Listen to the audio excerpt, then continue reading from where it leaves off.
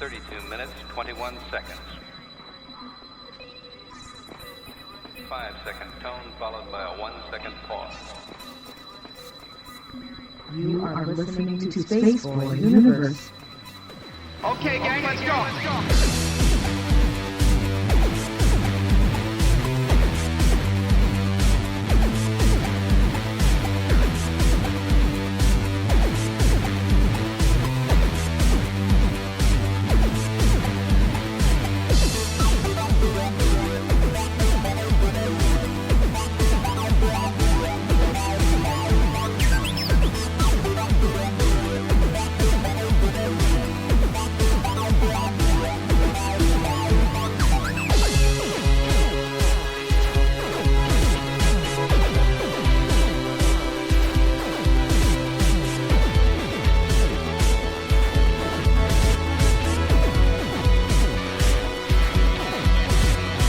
From the space city called Houston, Texas, welcome to Spaceboy Universe, featuring Spaceboy and the lovely Surlana.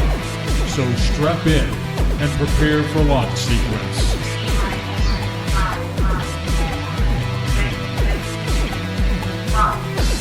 Greetings and salutations. I am Spaceboy. And I'm Surlana. And this is Spaceboy Universe. It is November 5th, 2016, and tonight's guest is Russ Emanuel. And we might take your calls if you're good. As always, follow us on Twitter at the SBU Universe, and follow Surlana at Surlana. And of course me, your lovable Spaceboy, at Spaceboy Music. Remember to hashtag your tweets with hashtag SB Universe or hashtag Space Cadets. Well, that is exciting. You can do that by hanging out with the other Space Cadets. And to do that, you go to the player at the top of spaceboyuniverse.com. Sorry, Surlana just messed me up. But anyway, yeah, if you go to the top of the banner, where there's dancing chat bubble, you click in there, and that'll get you in with the chat, and you can hang out with all the cool kids. You're done with that part? Yes, okay. I'm done with that part. Go ahead. You can also find us on Facebook, Tumblr, SoundCloud, iTunes, YouTube. Just search for Spaceboy Universe. Well, Surlana, speaking of other places on the universe that you can find us, you can find us on YouTube, but there is so much more on YouTube than just our show. It has content from Spaceboy Music, it has content for video interviews, 2-Bit Gamers, and so much more. And if you can't check us out on that, you can also find us on Spreaker, SoundCloud, and iTunes for on-demand. And because we love to do this show, we leave it all up to the gods to make sure that it all lands correctly, right? Yes. Sorry, Kay. You came in right when I have to read my script. That's a little script I have taped to the wall, that little intro. And he threw me off because he just sort of lost it in the middle there. And I was trying to get back on track. Anyway, we're back on track. How are you, Surlana? New keyboard problem. Yeah. So, what, is it still doing it? There's something really weird going on with this keyboard. I wanted you to restart before we started this. I don't think that's going to help. I think, anyway, we'll go on. Anyway, I just have to say, Cubs win! Cubs win! Anyway, that was my Harry Carey. Anyway, all right, yeah, so that's awesome. Okay, well, it's exciting because the Cubbies finally won after, practically a century of, since they won the World Series. Apparently, the curse is lifted. If you don't know about the curse, basically it was the curse of the Billy Goat. That I guess it was when the Billy Goat Tavern owner of, I guess his name was Billy something, was asked to leave the World Series against the Detroit Tigers. I guess he put a curse on the Cubbies, and basically he was asked to leave because his pet goat, Odor, was bothering the other fans. Can you imagine taking a goat to a baseball game? Let alone a dog or something. Well, it was a different time back then, but people are starting to bring their dogs into grocery stores and Walmarts, and they're not supposed to. They're not assistive dogs. You know what I think that is? They're just doing it anyway. I think it's because PetSmart, places like that allow you to bring your pets in. No. This is some new weird mental illness, I think. Okay, well, I wouldn't go that far, but... somebody brought a little Italian Greyhound to work, and you are not supposed to bring animal to work unless it's assisting you. And that dog was too jittery and bug-eyed to be helping anybody. It was just there because it was a student. I guess she thinks she can get away with it. So a student brought the dog? Yeah, student. What, how big was... I mean, you said... You remember Greyhound. Zeta? Yeah, but my dad's dog. Yeah. It's the exact same dog, but it was gray. So about 2 feet long, maybe. I don't. Yeah. So I don't know dog measurements. I think that's crazy to bring something like that, to school. Were you and I together when somebody had a poodle? We were standing in line, and it was not PetSmart. It was not anything to do with pets. It was just a regular grocery store. Well, I really thought that was that guy's toupee that he was in his fanny pack or something. But I just don't I can understand why you would bring your pet to PetSmart because they kind of do that. But it's how you get to shop. But I can imagine you don't want to bring a pet to a grocery store. No. Or if you're going to school, that is kind of outrageous. I thought maybe a faculty member brought a Greyhound to your work, and no, this was a student. Oh wow, okay, so crazy. So I'm pretty excited about this coming weekend, Surlana, aren't you? Yes. I know you had to think about that. I had to think about it. So basically this weekend is the Mini Maker Fair here in Houston, Texas at the George R. Brown Center. And, of course, Spaceboy Universe is going to be there live, and we're going to be doing a live show. You'll be live. I'll be partially live. And we're going to be doing video interviews there and just hanging out with all the good people at the Maker Fair. And, like we've said before, Maker Fair is more than just, battle robots. I am here to kill you. They make pretty sure they're not going to kill you anyway. Well, little robots throwing hoops today. Sentient robots killing us tomorrow. So we can only hope. So what I'm trying to get at is that there are still tickets to go, and if you go to the website and you put in the key code word Spaceboy, that'll get you 50% off the tickets. And so come hang out with us. We'll be there both Saturday and Sunday. Having a great time doing our thing there, and it'll get a chance for you to get to meet Surlana and myself live and in person. If that's not an enticement, I really don't know what we can do. So remember, it's this coming weekend at the George R. Brown Center here in Houston, Texas, the 12th and the 13th. Come join us, won't you? So there we go, a little advertisement there. And what do you got on the docket there?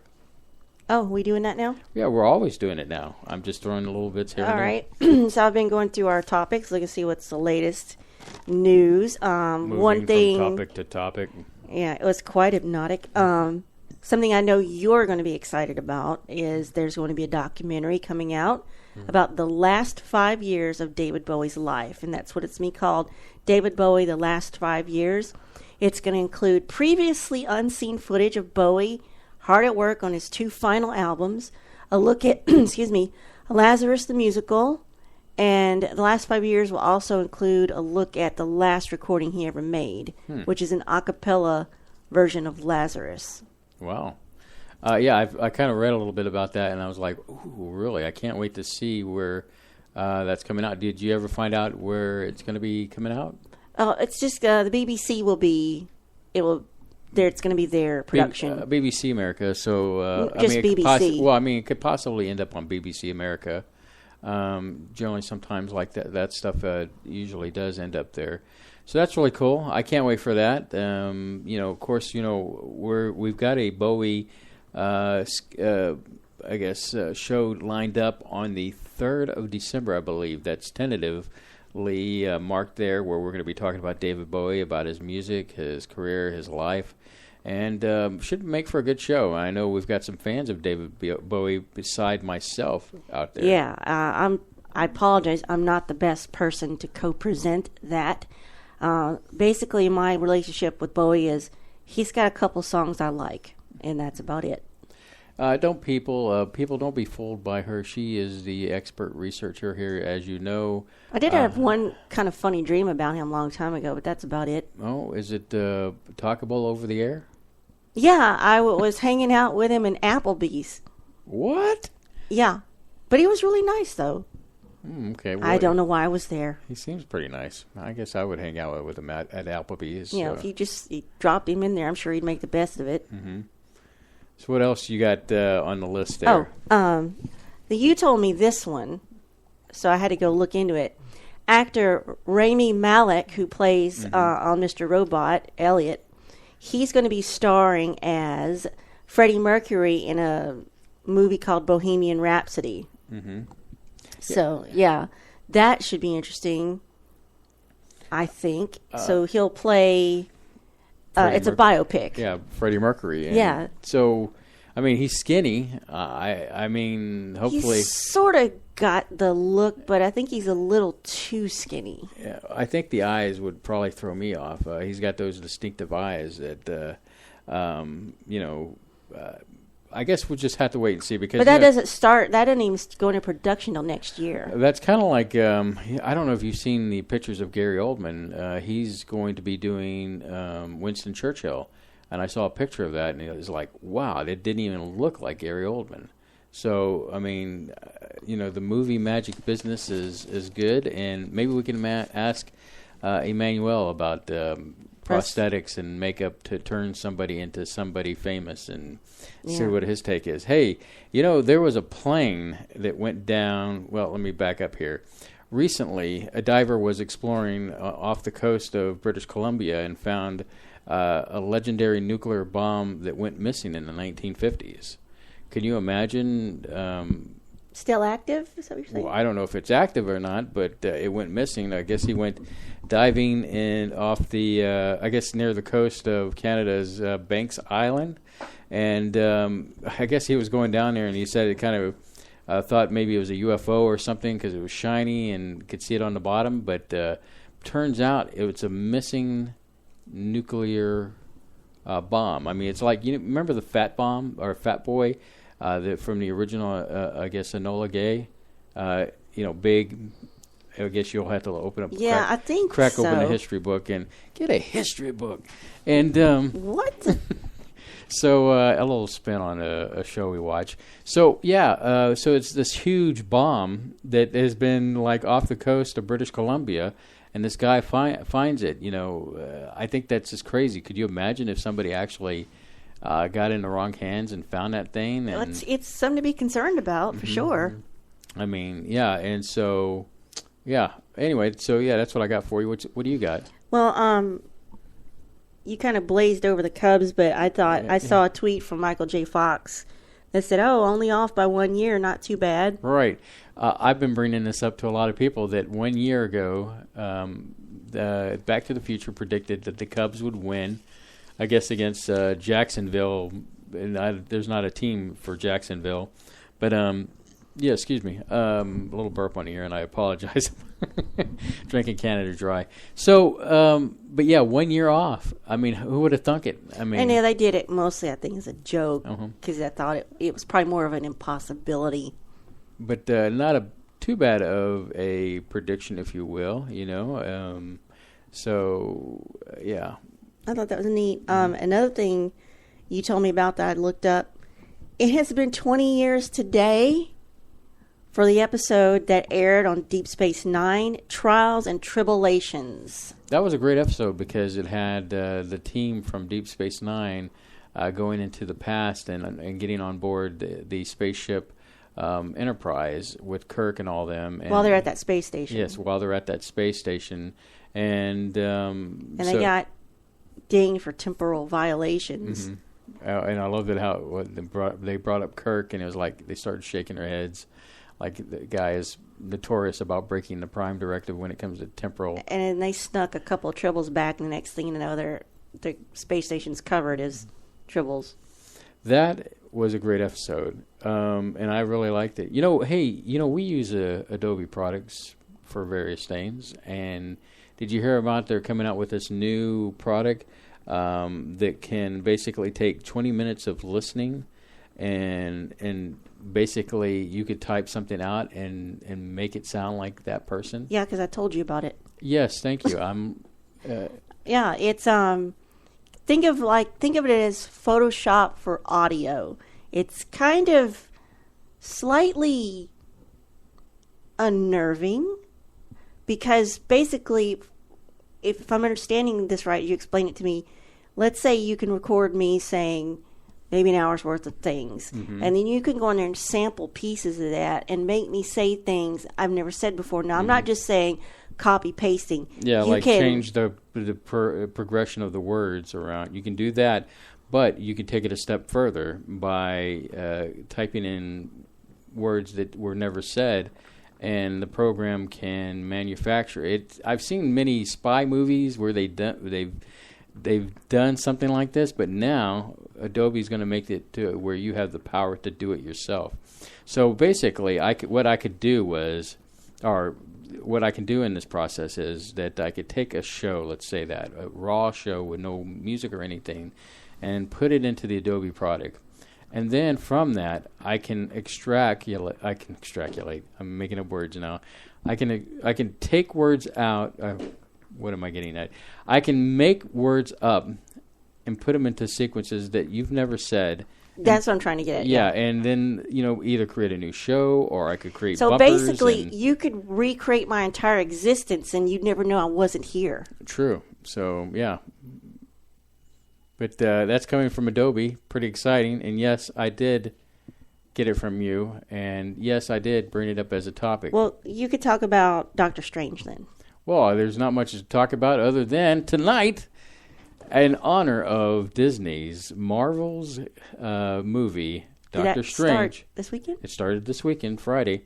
And we have a Funko Pop edition of Doctor Strange. And if you look on Twitter and all the good places that we post stuff, you'll see the Funko Pop. Now, the way to get this freebie gift is to be a first-time caller here at Spaceboy Universe. And you can do that by going to 713-701-5214, 713-701-5214. Do they need to do that at a specific time? Yeah, we won't open the calls up until after, I guess, probably another hour.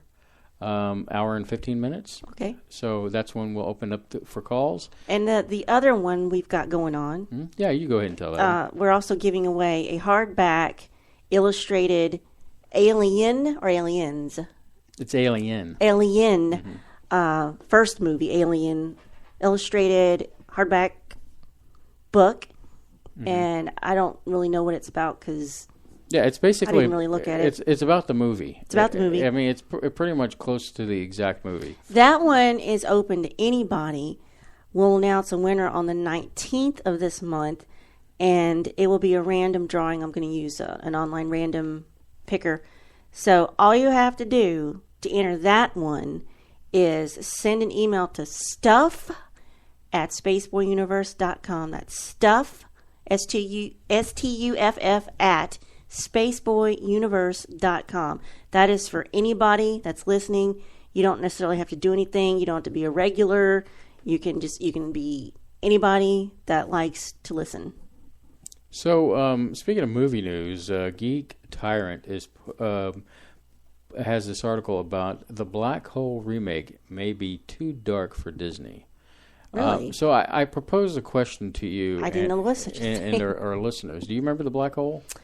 I know what we're talking about, but I don't recall ever seeing it. I mean, it is a long time ago. Yeah, I mean, we're talking about 1980, I guess we're talking about. No, actually. No, it's going to be earlier than that. It actually came out in 1979. I was in first grade. Yeah, so I was 9 years old. So, and I remember it vividly because that movie came out about close to the same time Tron did. So you always make that. There's always that, that group of people that make the connection between those two movies because they're both Disney. They came out at the same time. I like your hand gestures you're making over there. Anyway, I'm trying to crack my knuckles, and so there we go. So I thought it was pretty dark for that time because of the subject matter and there was some killings in the show and yeah, and it had killer robots and they were trying to destroy me. So I was just really surprised that Disney would think that it might be too dark for a remake, considering how dark it was originally when it first came out in 1979. So that is a question for our audience tonight: is if you saw the black hole from Disney.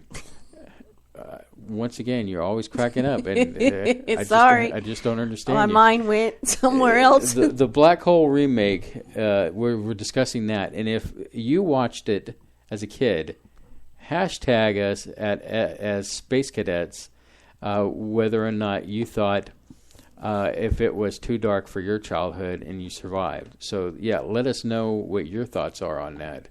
What do you got over there, Surlana? I just saw this trailer today for a movie called Life. Okay, it sounds familiar. Maybe I've seen and it's got Ryan Reynolds in it. Oh, that's right. And I tried to type Jake Gyllenhaal to somebody, and it came out Jake Jigglyhall. I don't know where I was going with that. Alrighty then. But it's basically, they go out into space. I don't know what they're doing out in space. I can't remember. And they find life, but it's more of a like a single cell organism type thing. It's not like an alien. It's just kind of like what we're expecting to find, just amoebas or something. And they have it in this contained thing, where you have to put your hands through the gloves. And sure enough, it grabs a hold of someone's finger and kills them through the glove. Of course, any alien life must be threatening to us, so that's how that goes. Yeah, I mean, I'm kind of intrigued by the movie, but I guess... you and I want to see The Arrival more. Yeah, The Arrival, yeah. What's her name in it? Amy Adams. Yes, cute and adorable Amy Adams. And that looks pretty interesting. I think that looks better than this other one. Yeah, well, I had never heard of this one called Life. That seemed like it came out of nowhere. Well, they probably had a low budget for promoting it. So, but, I mean... Visually, I like Jake, and I like Ryan Reynolds, and, so, it might be a good movie, but I think it's going to be one of those things where rentable, so I'll have to watch it when it is on demand or something, because we're like unless a movie really blows our socks off, we won't really go see it at the theater. It has to be good. I definitely would like to go see the Doctor Strange. I'll go with you. And it's a Marvel movie. And I don't care, but it's free snacks for me. I always hook you up. So you'll get a freezy drink, and I'll get my 10-gallon Coke Zero and maybe some treats to go with it. So it's all good. What else you got over there? I found this on History.com. Says skeleton may help solve Amelia Earhart mystery. Oh, cool. So remember we talked about Tigher when we talked about Amelia Earhart? Well, they think they're one step closer to solving the mystery of her disappearance. They have been investigating her disappearance for 25 years, if you can believe that. So they think that her plane did not crash into the ocean, but she actually made a landing on that remote. It was called they were trying to get to Howland's Island, but they didn't make it that far. Right. It's now called Nikomaroro Island. I don't know if I got that right. Sounds like Scoob. It's been renamed. It was something different during her time. But they found pieces of the plane that would match up to what she was flying. Flight jacket, buttons, anti-freckle facial cream that she was known to use. And sonar images have shown this anomaly underwater that they believe to be more remains of her engine. But they have actually had a medical examiner find these. When they found these bones, they said that it was male, but then they went back and said no. They got a forensic anthropologist saying that the forearms were longer than normal, a trait common to women born in the late 19th century, which is odd, and I did not know. So they used that measurement, that odd historical measurement, and they think it could be hers because it matches the measurement for Amelia based on photos and everything they have her. So it's a significant new data point, and it'll be the 80th anniversary of Earhart's disappearance next year. Well, that is interesting. It's such a fascinating story. You know, I've always been fascinated by it ever since the 70s when I'd watch Leonard Nimoy in Search of come on with that program about the search of Amelia Earhart. And, you know, she was a significant piece of history that, you know, just disappeared into nothing. And so it would be great for this mystery to be solved. And hopefully it gets solved. I know that group has been diligently working to bring clues together. And oh, sorry. There's a video on this site. It just started playing. Okay, then. Sorry about that. I just wet myself. I hate it when things are set to autoplay. It's not fair. Yeah, it's not fair. So, you know, I'm reading this article from Uprocks about this patient who basically, how can I say it? A woman farted during surgery and resulted in her you telling me bursting into flames. I thought it was a joke. At first, I thought so too, but apparently there are news articles all around talking about this woman who basically tooted and pretty much. I'm trying not to laugh. I'm trying. And, it's difficult. Poof. So yeah, basically. The thing is, she was having surgery near her lady bits, right? Well, the Straits Times is reporting that when the patient's intestinal gas leaked into the space of the operation room, it ignited with the irradiation of the laser that they were using to do whatever kind of surgery. I'm not going to even go. In the lady bits area. Yeah, and the burning spread, eventually reaching the surgical drape and causing it to catch fire. So plausible? Well, I mean, you can light your own, can't you? You going to bring back the MythBusters team, or is this a? I don't. I'm sure they did. If I can't remember, it's can't. Possible to do? Well, I mean, think about it. You've seen all these kid videos where they take a lighter and try to pass gas. Are some people's more toxic than others? I mean, well, I mean, it's methane, coming out of your backside. So, I mean, and then plus, I hate to get all morbid here, but when people pass away, all those gas gets released. Gets released, and cadavers can bloat up because of the gases that are inside, and so it could be a serious thing, and so. But she was having surgery. She was under anesthesia, and her body just did that. It's not anything she was trying to achieve. Well, I mean, it's not like when you're I bless your heart, babe. I know that there's been times when I've been asleep, and that when I'm finally knocked out, you tell me I do all sorts of weird things. So it's kind of like that for that lady. She's knocked out, she's loosey goosey, and something came loose, and it was a gas bubble, and it ignited with a laser. And she was burned too, wasn't she? And I mean, she was burned. Yes, she was burned. Bless her heart. Yeah. So that happened. What else you got there before we head off the break? Hey, did you know that there is a Oh, hang on. We've got a. Hold on 1 second. We got a caller. Is it? Yes. Is this Russ? Hello. Yes, I was supposed to call in at 7:30. Isn't that correct? Yes, you are. You're right on time. We're wrapping up our segment, and we're going to take our break. And then we'll properly introduce you and all that good stuff. Yes. Oh, okay, great. Because Dennis Cook was saying that I was late. No. No, you're not late. No, we didn't. Hopefully, he wasn't too stern with you. No, I was freaking out. I'm like, wait a minute, I thought it was 7:30. Okay, no, great. You got it. Sorry about that. Yeah, just hang tight while we finish this up, and then we're gonna go into break mode. And then when we come back, in fact, hey everyone, it is time for break mode. And when we come back, we're going to talk to Russ Emanuel. Sorry. Russ Emanuel. So stay tuned. Don't go anywhere. He's on the phone, as you can hear him. And Dennis was wrong. Okay. Understood.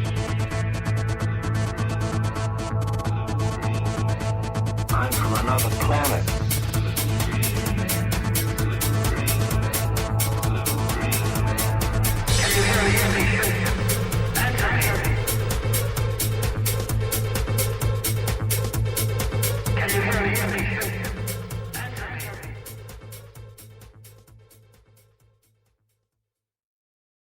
Mark your calendars. The Houston Mini Maker Faire will be at the George R. Brown Convention Center for a 2-day event on November 12th and 13th. Come join them and be a part of their growth story as they boost invention and creativity through the greater Houston area by developing a world-class exhibition. Stay tuned to the official Houston Mini Maker Faire website at www.houstonmakerfair.com to hear more insights about content, schedule, tickets, and maker exhibitor registration.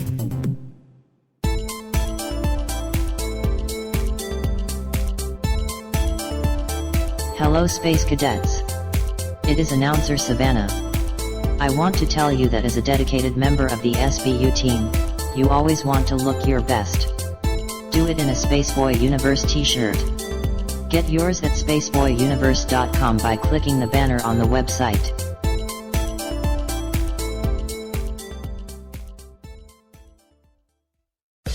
This is author Gordon Root. You are listening to the Spaceboy Universe. This is K28, and I'm listening to Spaceboy Universe. Hi, y'all. This is Lori calling from Texas, and I love listening to Spaceboy Universe. Hey, this is Dave Cruz, host of Beyond the Strange, and you're listening to Spaceboy Universe. This is Wendy. I'm listening to Spaceboy Universe. Hey, y'all. This is Lorelai DeLille. I listen to Spaceboy Universe. Don't you? Tell your mom and them I said hi. The epic battle begins this Friday. Direct from ringside at Laser Death Melt Pit. Bot versus Bot in Galaxy's 2-ton weight championship, where your challenger, Good Bot, will face the reigning champion, Bad Bot. You're terminated. Reserve seating starting at $30. 2-drink minimum, where ladies don't get in free. This is an SBU production. You're listening to Spaceboy Universe. Explore the universe, spaceboyuniverse.com. Spaceboy. And Surlana. Spaceboy, and Surlana. Spaceboy, and Surlana. Explore the universe with Spaceboy and Surlana on spaceboyuniverse.com. Hey, Surlana! What? If Spaceboy Universe was cheese, would you eat it? Come on now, it's a simple question. Maybe? SpaceboyUniverse.com. Techno, dance, atmospheric moods? Yes, my friends. My latest release, Digital, has something for everyone. Even makes a great gift for Grandma. Buy your digital download at SpaceboyMusic.com.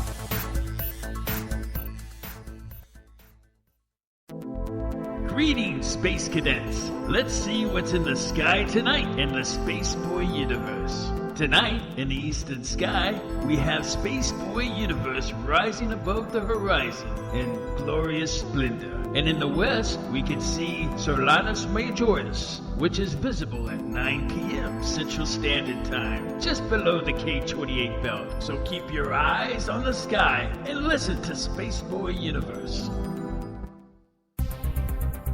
Greetings everyone. You can catch Spaceboy Universe on every Saturday night at 9 o'clock p.m. Central Standard Time.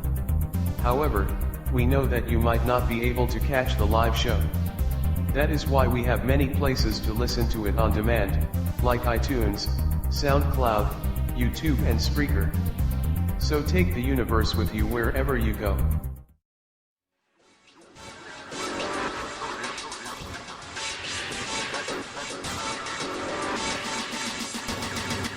To call in, dial area code 713-7015-214. You are listening to Spaceboy Universe. Here are your hosts, Spaceboy and Surlana. Originally from San Francisco, Russ grew up in both Japan and the United States, garnering an international viewpoint of the world throughout his childhood. After graduating from the University of Southern California with degrees in cinema, television, international relations, and Japanese. He founded Russum Productions in 2002 in order to promote his short films, including Her Night, the award-winning Girl with a Gun, and the documentary Restoration of Paradise. He has also produced several shorts, including Mavet, the zombie flick The Diary, the vampire film Perfect Red, as well as Cult 11 and The Meeting, 2 popular web series. His latest feature film, Occupants, has won an official selection at the San Diego Comic-Con and was highlighted in the Huffington Post and marked Russ's fourth foray into feature filmmaking after having directed PJ, Chasing the Green, Legends of Nathia. He currently resides in Huntington Beach. Please welcome Russ Emanuel. Welcome, sir. Hey, how you doing? Thank you for having me on. Well, it's great to have you. Yes, thanks for coming on. Thanks for making some time for us. And I know time's of the essence for you, so I'm going to get right to the most important question that we've got burning. So first and foremost, can you please tell us about your love of Robert Picardo? Bob is great. I mean, that's why I want to know how you got to know him and why you seem to revere him. He's in many of your productions, which I think is awesome. Oh, thank you. Well, it's through Howard Nash, my producer. I'm very indebted to him. Howard is he's produced all my feature films, including Occupants, and we're doing a new project with Picardo called The Assassin's Apprentice, which I'm directing in early December. So, my first time I met Bob was 2006, and he was on board Howard's project called PJ, which also had John Hurd, the Home Alone dad, and Vincent Pastore, among many, many great actors. And, I was, 29 at that time. Never directed a feature, never directed name actors. So it was very nervous, very nerve-wracking. But, it seems that the rapport has built over the years. So we did that film. We did Chasing the Green, which had Ryan Hurst and Jeremy London and Bill Devane. We did The Legends of Nathia, you mentioned, and that was him in a starring role. It was kind of like a Princess Bride type fantasy story. And then we did Occupants. Oh, we also did a documentary called Restoration of Paradise, which is about the Bolsa Chica wetlands here in Huntington Beach, California. And the reason I mentioned that is he actually mentions an award-winning documentary in the film Occupants. And it's funny because it's an in-joke because he narrated that documentary. Oh, yeah. So yeah. And he's just a really he's a really fun guy. He has some great ideas, great suggestions. He loves to mentor the younger actors. Like on Occupants, we had Brianna White, who was superb as Annie Curtis and her parallel self, and Michael Pugliasi, who played Neil and parallel Neil Curtis.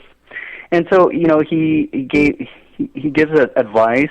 He likes working with the actors, 30 minutes to an hour prior to when we shoot, and then go over the lines. And I'm very malleable as a director, so what I want is the most natural performance.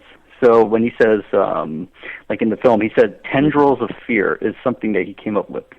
Specifically those words, tendrils of fear. And, it was not in the script, but I'm like, well, okay, that works for me. It doesn't veer from the story, and, it brings a more natural performance for him, and also to the other actors who have to listen and react to him. So I guess in a nutshell, I guess that's why Bob and I have been working together for, all this time. And he was just at the Stanley's Los Angeles Comic-Con where Occupants was playing, and he was on our panel, and I'm very grateful that he showed up for that. Yeah, Surlana is a big fan of his. We both love him.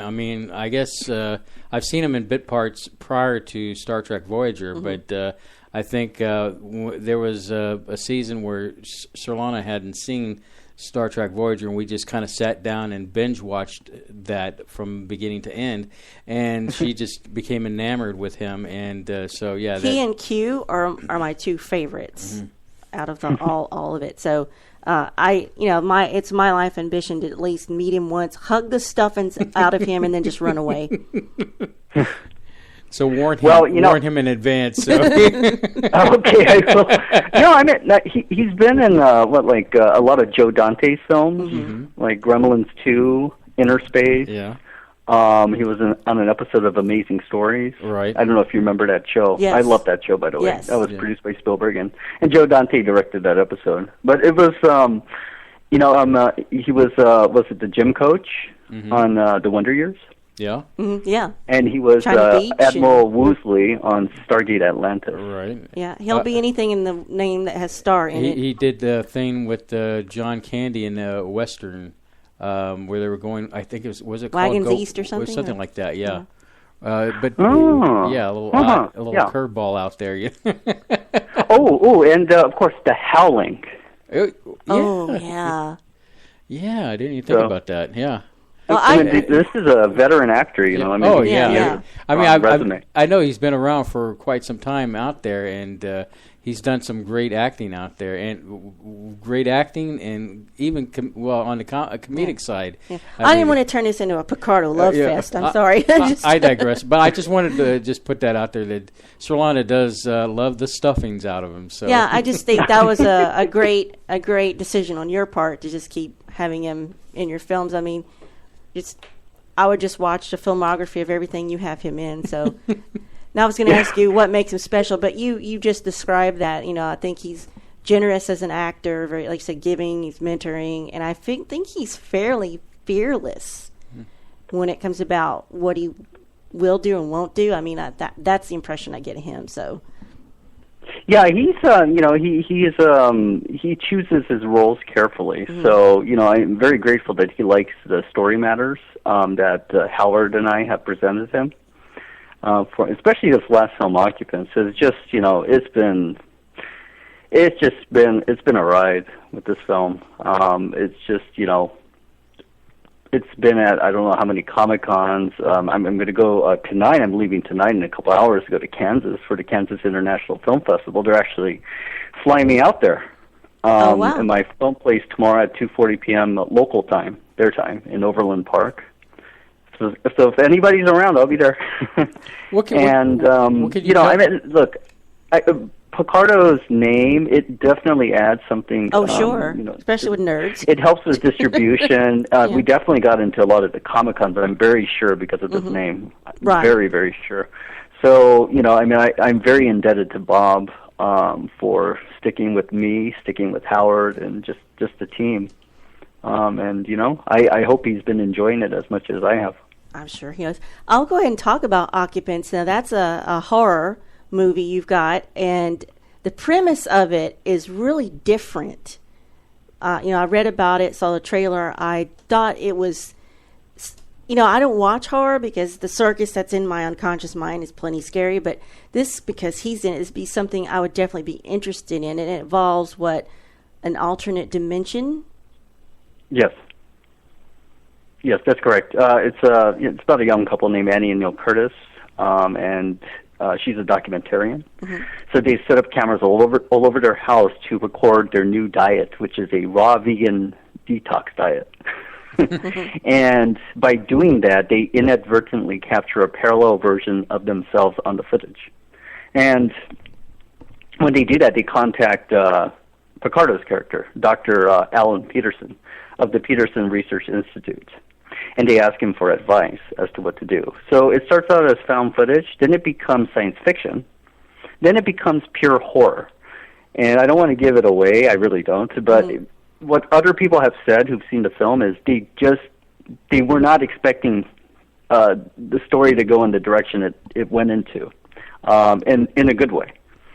And this every single time. So it's a testament to the writer, Julia Cameron. And Julia, because of the success of this, and also we have a comic book tie-in, which we just completed, which expands the story into a second parallel universe. Cool.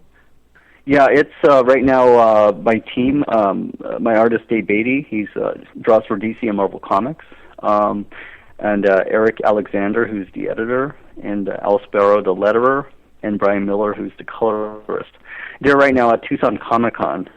They have a table, and we just got the printed version yesterday, and we're going to have a panel. When I say we, I can't be there because I'm in Kansas, but they're going to have a panel at 1:30 p.m. And this is occupants related, if you will. Mm-hmm. So they're going to be there while I'm in Kansas representing the film, in Overland Park. So we have the comic book tie-in, and because of the success of that and the film, and it's just won a award in Houston at the Days for Horror Film Festival, won 7 awards, including for my 2 actors, and I was very happy about that because I wanted them to win something. So they got Best Actor, Best Actress, and because it's a horror film, Brianna got Best Scream Queen. Oh, cool!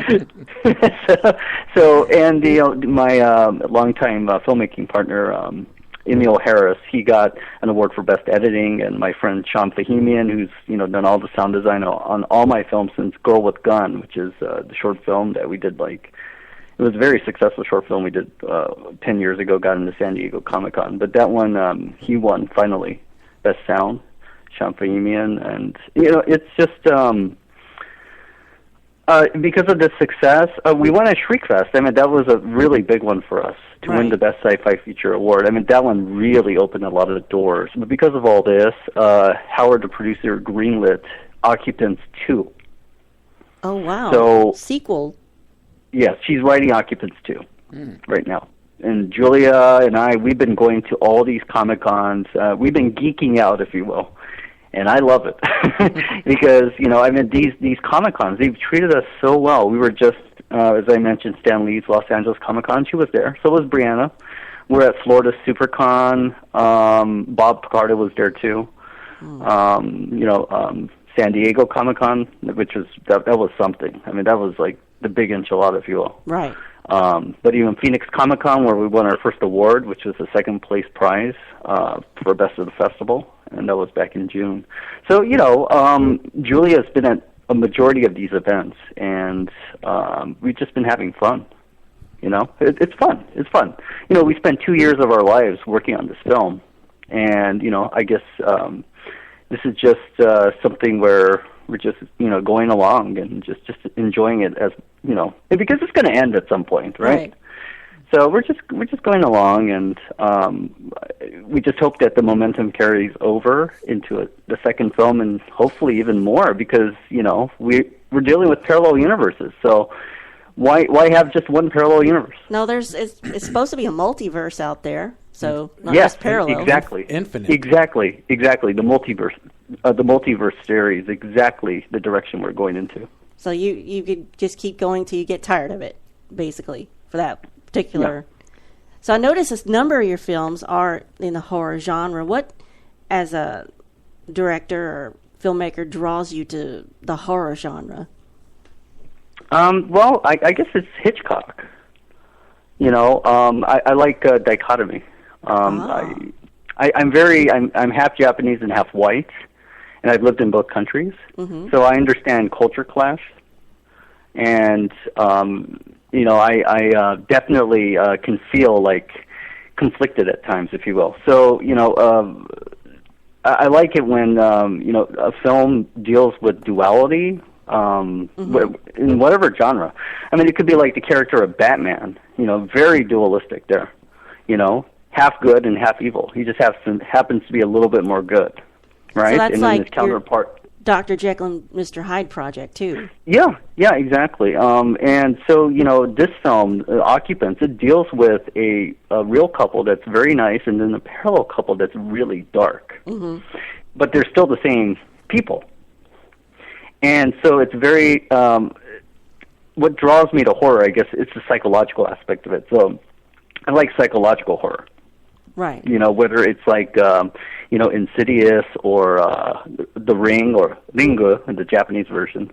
It's something more psychological. Yeah, the horror elements are there and, and whatnot. But at the same time, it's about, I guess, thinking, and I guess, exploring that duality, as I was mentioning before. So that's what I like about it. That makes a good horror film, in your opinion. That's what you like. Yeah. Well, for me, I mean, it's like film noir. If film noir, it's the style with shadows. I love the use of shadows. Hitchcock did a beautiful job, like in Psycho. Chocolate syrup. Yeah, so, I explore, duality through all these methods. And Occupants was just the perfect vehicle to do that. So I want people to question, oh my gosh, I'm a good person, but my counterpart's a psychopath. Does that make me a psychopath? Because it's genetically still me. Mm-hmm. So it's like that. And that's what I like about the horror genre. That's interesting because it seems like we went through this phase of, you go through this phase of slasher films and blood and gore, and then it goes into this psychological thing, and then it's paranormal. It's been interesting how the horror genre kind of goes through these different phases and like what's sort of maybe that's for mainstream movies. Well, I've often thought to myself on the parallel universe thing that Russ is talking about. Out there is an evil version of Spaceboy. And but how we know? You've already got the evil, goatee. the goatee. You've already got the mirror look now. Well, it can be confusing. Maybe there's the good, but looking bad version of Spaceboy in this universe, and it's quite the opposite. Because you've seen me when I've shaved. Yeah. So anyway, that's got it. It's got to be opposite mirror with its unshaven. But it makes for a great story, wouldn't you agree, Russ? I mean, that's what you're aiming for is this, hey, I'm good here, but over there it's like I'm this serial killer, so. Well, just in your defense, the bearded actor in Occupants is the good the good Neil Curtis, and then the clean-shaven one is the evil one. So well, I'm sure Surlana will attest for that. Is that when I'm shaving, there's just something not right. Yeah, it's just yeah. We won't go into that, but so you like the some of the more black and white, maybe film noir is more inspiring for you, or when it comes to horror or movies in general, like you said, Hitchcock? Well, movies in general. Mm-hmm. In general, I think it adds atmosphere. So is there anything about modern cinema you don't like, or are you able to sit down and watch a mainstream movie, or do you go and pick it apart and criticize because you're actually a filmmaker yourself? I don't like the fast-paced and heavy use of CGI in modern films. I think it's overdone. I kind of miss the days of like matte paintings or models. Mm-hmm. I'm not saying you don't use CGI. Obviously, we did use CGI in Occupants, but you use it to tell the story, not to be the story. Mm-hmm. And I have the problem with these modern films, and they're not bad. It's just it's too much. You're thinking too much for the eye. More like Star Wars 3, 4, and 5 versus 1, 2, 3, and 7, maybe, as far as CGI. Yeah. It's like I saw the latest Transformers film, and it was just too much for visually. It was too much. I mean, I just couldn't take it all in. You get a lot of feedback on especially like Transformers because it's so heavily CGI and in your face, and it's like listening to dubstep. Dubstep, and I'm sorry. I get a little dyslexic here on the show, but forgive me. No, we're going to make that a new music genre. I'm going to write that down. But yeah, I know what you're talking about, and it's always nice to go back to watch something that like you were saying, you're using just CGI to not as a main focus, but as a tool to accent the story. Yeah, Jurassic Park was a perfect example of that, and it still holds up after 23 years. Mm-hmm. I mean, it was a perfect blend of CGI dinosaurs and animatronic dinosaurs. It just worked. It worked really well. But like the new Transformers film, it's too much. I mean, it's like there's stuff everywhere. It's just too much, That's just my opinion. Of course, maybe younger people they'll be like, "Oh, that's perfect. That's exactly." I mean, maybe it's like MTV might have started that trend where it's everything's so fast and fast paced. Mm-hmm. Even Occupants. I mean, we did go with the faster pace because I was targeting people like in their 20s, like around 20s, 20 years old. So.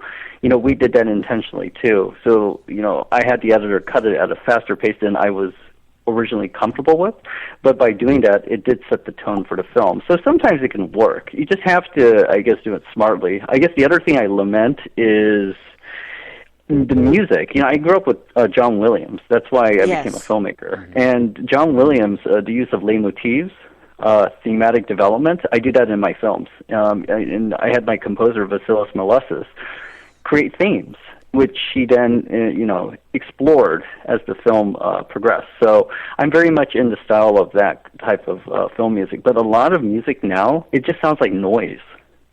Mm-hmm. You know, there's no development. Like, I miss the days of James Horner or Jerry Goldsmith. Maybe I'm old school. I don't know.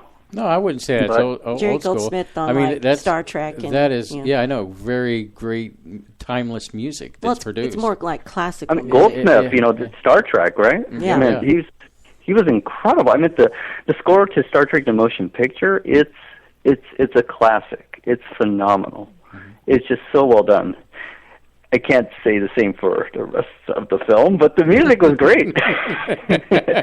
I don't hate Star Trek: The Motion Picture, but it could have been a lot better. Let's put it that way. But the music was spectacular. It's safe to say you're a Star Trek fan? I'm a big Star Trek fan. I'm also a Star Wars fan, but I'm a Star Trek fan. But you did actually 2 scripts, one to TNG and one to DS9? Yes, I did do that. When I was like 16 or 15, it got rejected. And what was the name of the lady? Lolita Fatjo? Is that her name? Yeah. She was the one who was a liaison at Paramount at that time in the 90s. And this is when they were still accepting up to 2 spec scripts. So, and she's like, yeah, keep it up, thanks for submitting, et cetera, et cetera. And we were mentioning earlier that today, it's 20 years today that they aired Trials and Tribulations on DS9. It just made it feel so old. Yeah. Oh my gosh! And that was the 30th anniversary, wasn't it? I guess I put it about the 30th. Yes.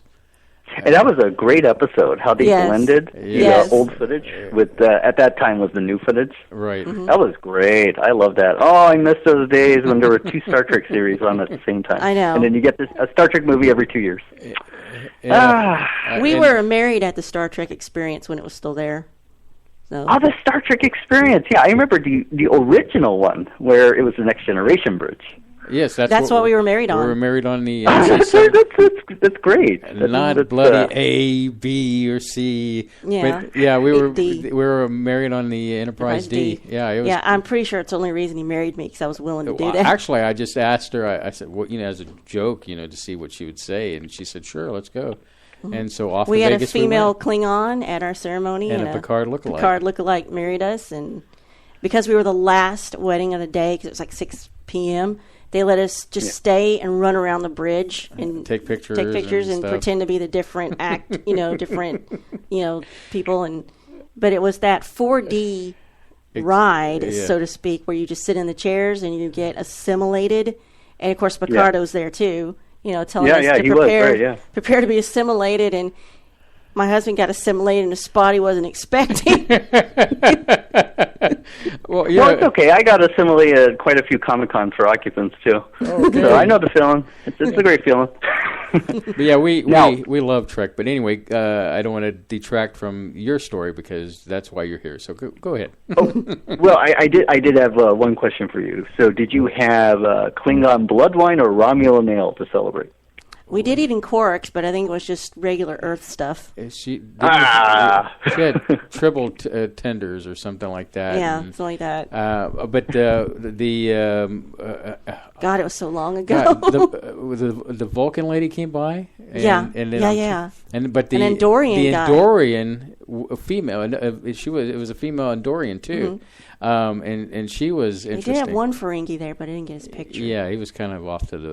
Our wedding anniversary was the 30th of last month, so we pretty much had a great nerd fest at that place. And now it's gone. I mean, thank goodness we did it when we did. Yeah, exactly. Well, happy anniversary, and yes, I do lament the fact that it's gone too. Yeah, I don't know why they had to do that, but I was going to ask you. I asked this with one of our other local directors that we talked to, Joe Grisafi, and I think I kind of already know the answer to this question. I recently read an article that some execs in Hollywood are beginning to feel threatened by Netflix, and they're worried that Netflix is going to create a monopoly by seizing a large share of the storytelling, and some of the creative freedoms could be compromised. I was going to ask you what your take on that, but then I'm thinking, I just read this Wired article that said the biggest players at Sundance Film Festival are Amazon and Netflix, which would mean that it's easier for you to get your projects probably on those formats.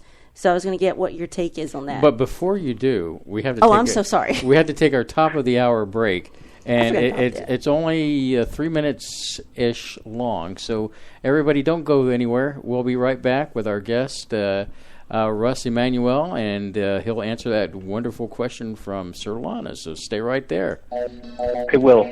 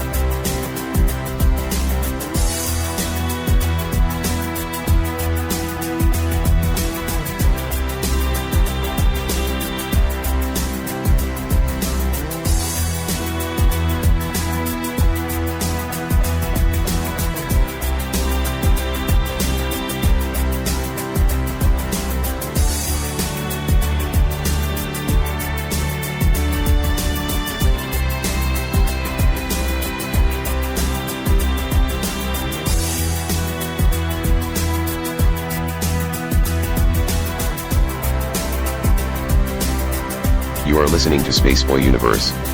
Now here are your hosts, Spaceboy and Surlana. All right, we're back.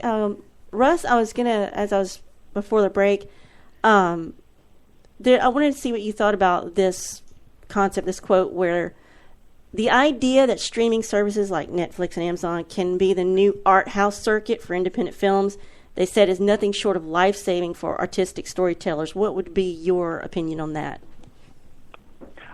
Yeah, you see, I think it has helped independent filmmakers like myself to be able to stream on platforms. Like, for instance, my first 3 feature films are on Amazon Prime.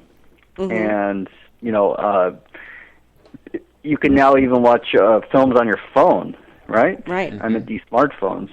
I do that all the time now.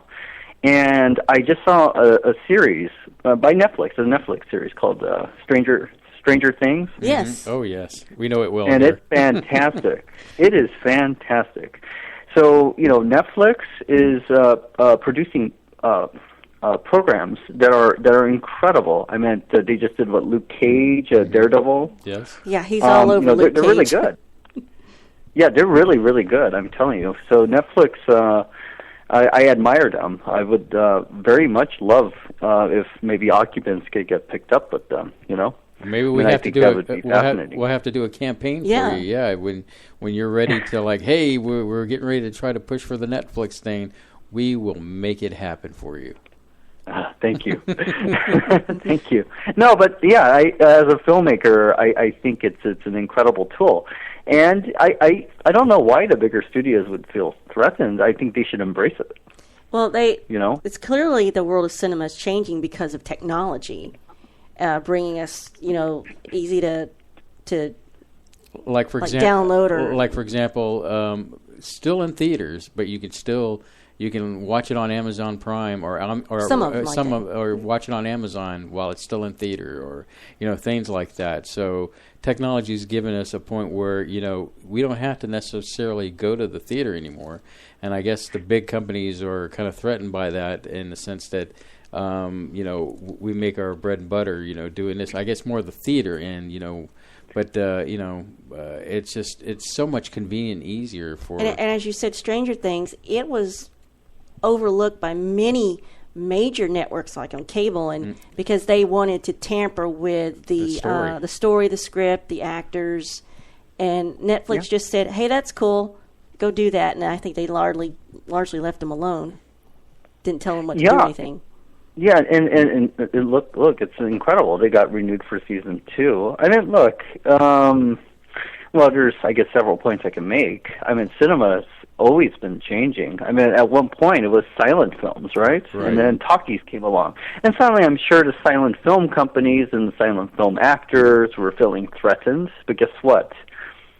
It transitioned, right? And then what happened? Then color came in, right? And suddenly, you have DPs who only shoot in black and white, or, and they start feeling threatened. But, times has changed, and you just have to adjust. And then what? I guess VHS came out, and then DVDs, things just change. And I guess you just have to adapt.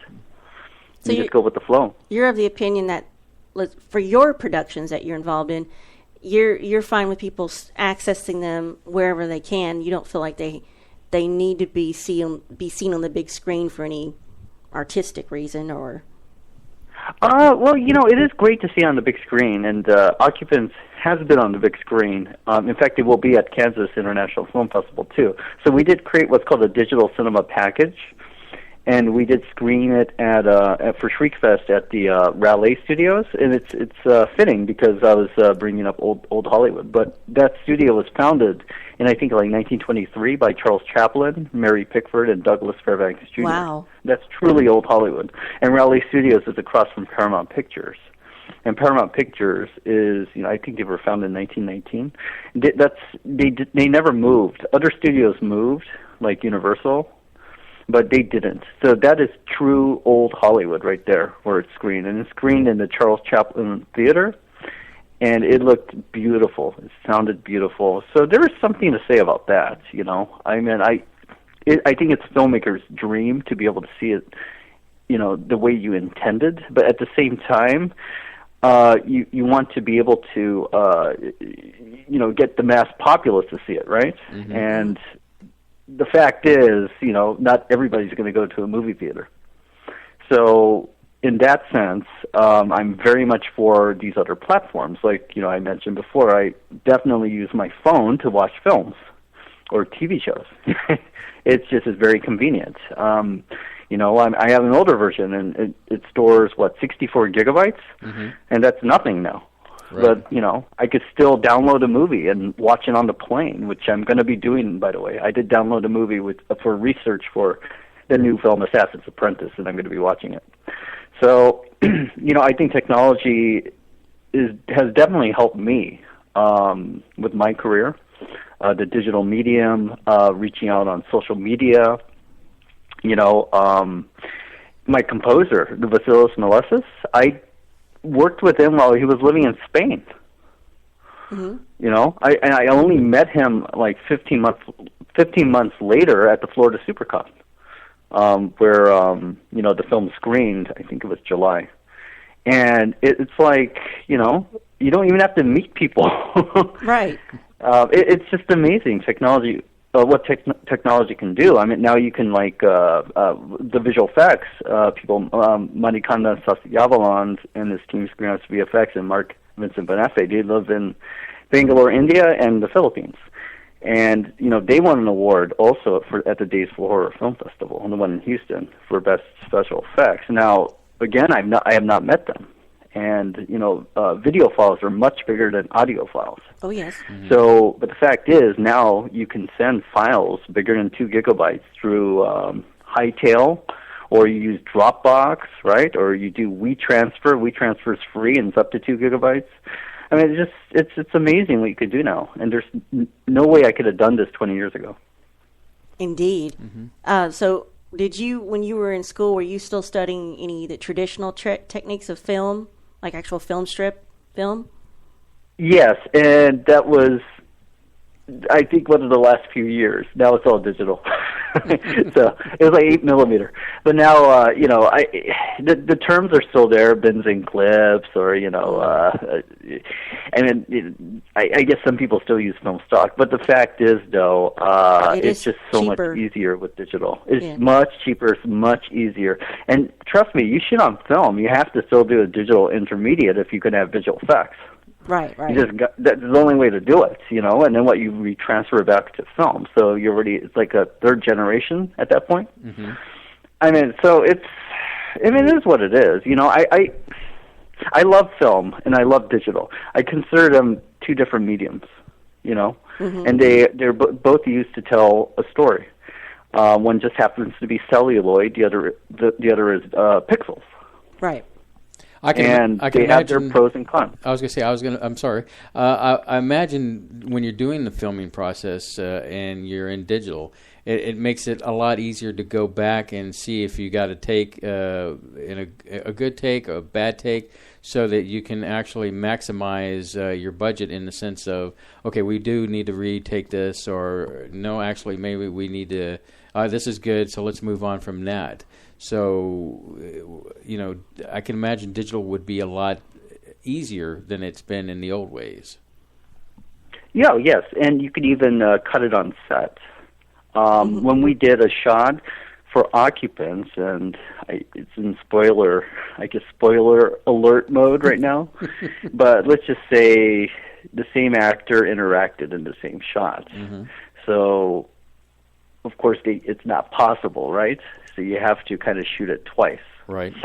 And in order to make sure that it worked, I had my computer and my editing program, and my the editor of the comic book, Eric Kask, he was the behind-the-scenes videographer, and he shot Video Village, which is the monitor that myself and Alexandra Sanders, the script supervisor, we'd be sitting and staring at that thing, right?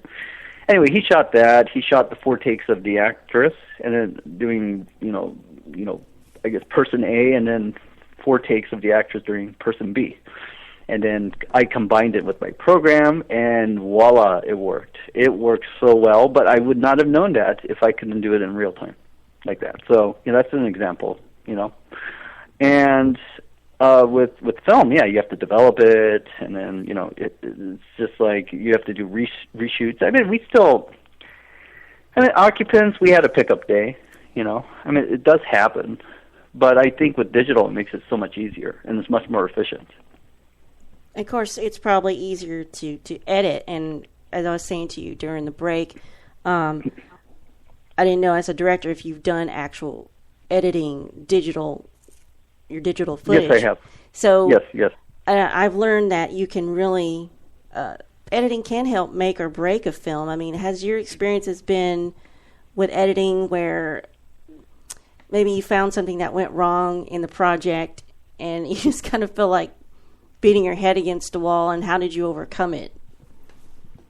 Yeah, you think outside the box, and our editor, Emil Harris, I mean, he was brilliant for Occupants. That's why he won the award at Days for Horror Film Festival. He just has the pulse on the pacing. And there were some shots in the film where, we had to zoom in on certain footage, but, by zooming in, it kind of blurs everything, right? Right. Well, he had the brilliant idea of taking the actual still photography and using that as the enhancement. And it worked. It worked really well. But that was his idea. I mean, he's the one who came up with these things. So, I mean, it's like a team effort. We all have good ideas, and we just work and we implement them, and we try to make the best product possible. So, I've edited myself, and I don't think I'm the best editor in the world. I rather rely on other people. Now, about digital, you were mentioning one other thing that you could do with digital, like this new film, Assassin's Apprentice, right? It's very action-oriented. Well, when you do action, you want to get as much coverage as possible. So my DP, Ray Carwell, and I are discussing using 2 cameras, including one camera that's specializing in slow motion. And you have to you have to think about these things, how to shoot it. But by having 2 cameras, it definitely helps. So this is something that we're taking into account right now. Cool. And we could do it because it's digital. So, yeah, digital does help. So what would you say makes a good collaboration on a film? Is it people that just share your vision, or just well qualified in their fields, or?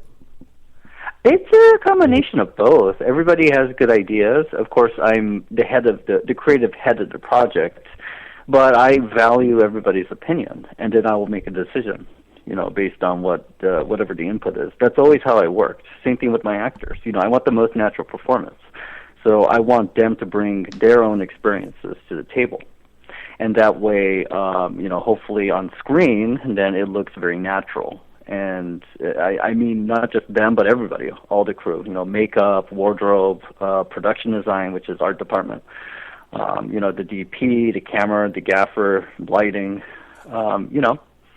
And I also like a fun set, so that everybody's happy, and then there's a rapport and camaraderie, and it makes for not just a fun experience, but I think it translates onto the screen because everybody had a good time, so everybody's working harder. Because they believe in the project, they believe in the team, and I think it can only help to make the film that much better. Mm-hmm. So, that's my MO. Now, here's a more hard-hitting question. Looking at more mainstream things, there's more gossip around, big movie releases. Recently, we read that, I guess it's the current director that was going to direct the next Deadpool. They parted differences over creative differences. Have you ever been in a situation like that where you've had to leave a project because you just couldn't get on board? Not yet. Luckily, not yet. But you see, I tend to be very malleable because it has to be a collaboration. Otherwise, you have to be able to just work with everybody. And so, I seem to know how to tread that line. Mm-hmm. And, that's just my experience. And the other directors may be my way or the highway, I'm just not like that. So, I would think, okay, so I can't do that. So what else can I do? Then I would have, come up with some more ideas. For instance, right now we're discussing having a, Steadicam operator for 1 or 2 days, but that will affect my shot choices, right, with storyboarding. So I'm taking all this into account, the realities of, the amount of money we raised, and versus my wish list, right? So can I do a Trinity does her, or kick in the air shot, right? Right. From The Matrix. And I'm like, no. So I crossed that off. And then I think of something else that I can do. But something that's equally exciting, but something that's more realistic in terms of the budget and the amount of time we have to shoot this film. Mm-hmm. So that's what I mean, I guess. And because of that, I guess that's why, luckily, Howard hasn't kicked me in the shins and says, get out of here. So, thank you, Howard. Yeah. Go ahead. No, sorry, go ahead. No. We have a great team for this new film, Assassin's Apprentice, just like we did for Occupants. And in fact, I'm bringing back a lot of the same crew from Occupants because we had such a great time working together. So, I was going to say, I heard that James Cameron was a My Way or the Highway director, at least on The Terminator he was. And yeah, I heard that his lead actors from The Abyss don't like him. And there's other directors like Kubrick who would do 1,000 takes and still not be satisfied. I mean, everybody's different, I think Kubrick was way different. Well, I was going to say, Surlana faces a lot of this with me in the sense that, I'm the kind of person, I have a vision, and I want to carry out that vision. Not to say I'm a James Cameron kind of person, but generally sometimes I need a Snickers. But what I'm trying to say is that those people have a vision and they're like so laser focused on trying to get what their vision is done. But then it's refreshing to hear people like yourself that like, hey man, we're all here to have a good time. We're going to make a great movie. Let's all get together, kind of. Just let's go with the flow. You can't do this. Well, let's see if we can do this. What he's saying is you don't have to deal with divas. Well, no, look, I take my job seriously, so of course, I'm going to be serious too. Right. But that doesn't mean that, you're going to have a set where, it's like Big Brother was watching you in 1984, Mm-hmm. Why not have a good time, We're creating an art.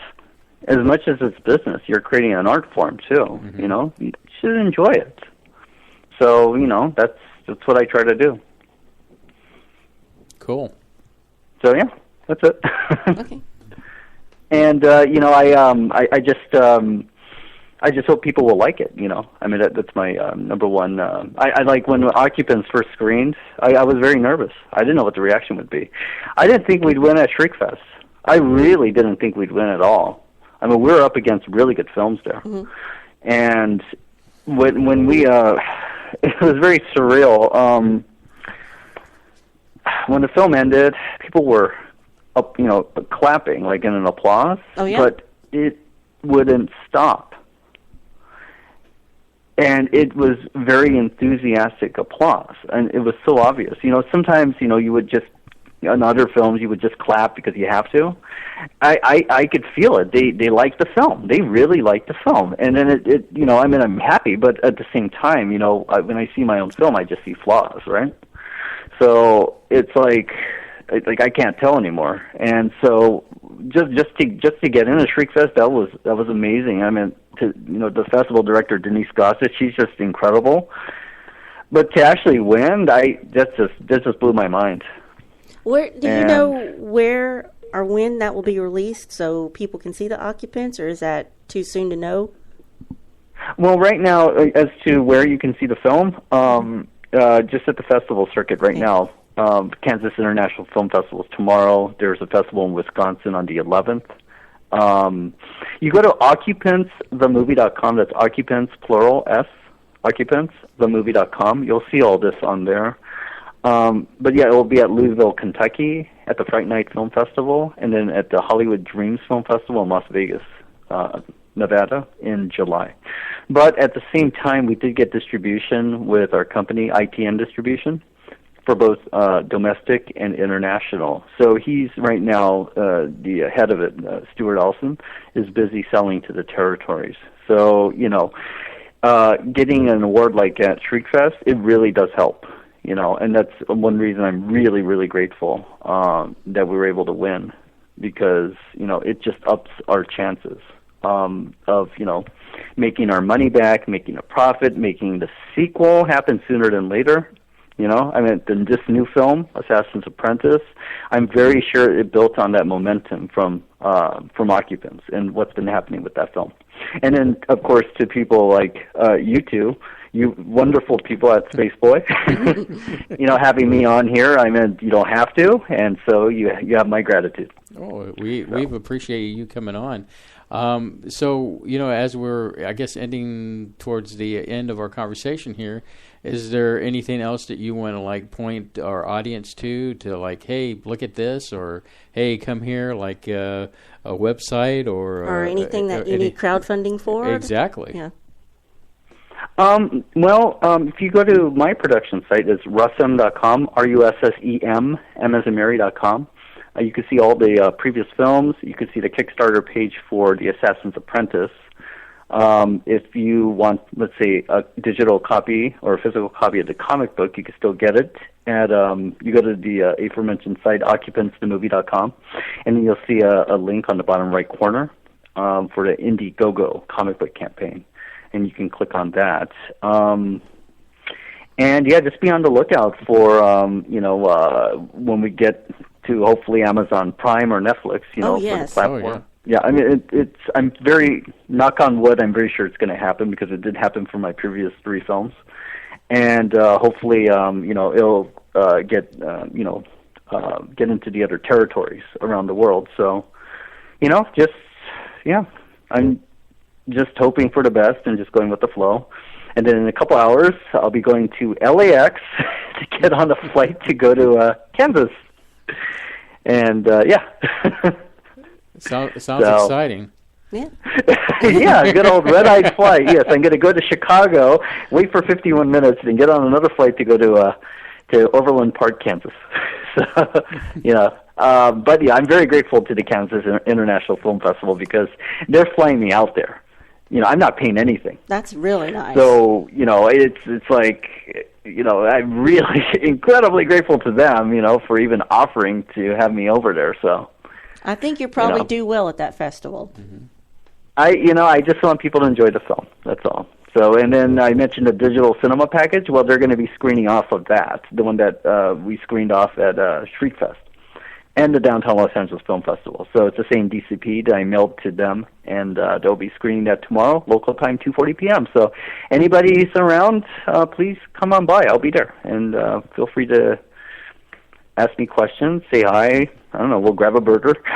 Hopefully you will come to Houston someday. Maybe you've got another film festival when you get time, and we'll definitely meet you there. Mm-hmm. Yeah, we'll be your cheering section. Would love to meet, yes. Would love to meet, yes. Well, Russ, we appreciate you coming on. We know that you had limited time tonight, but we would like you to come back at some future time. And if you got your next production ready? Your production ready, and we will toot your horn for you here at Spaceboy Universe. Thank you so much to both of you. Yes. I really, really appreciate it. That's Russ Emanuel, everybody, and we'll be right back after this commercial break. Thank you.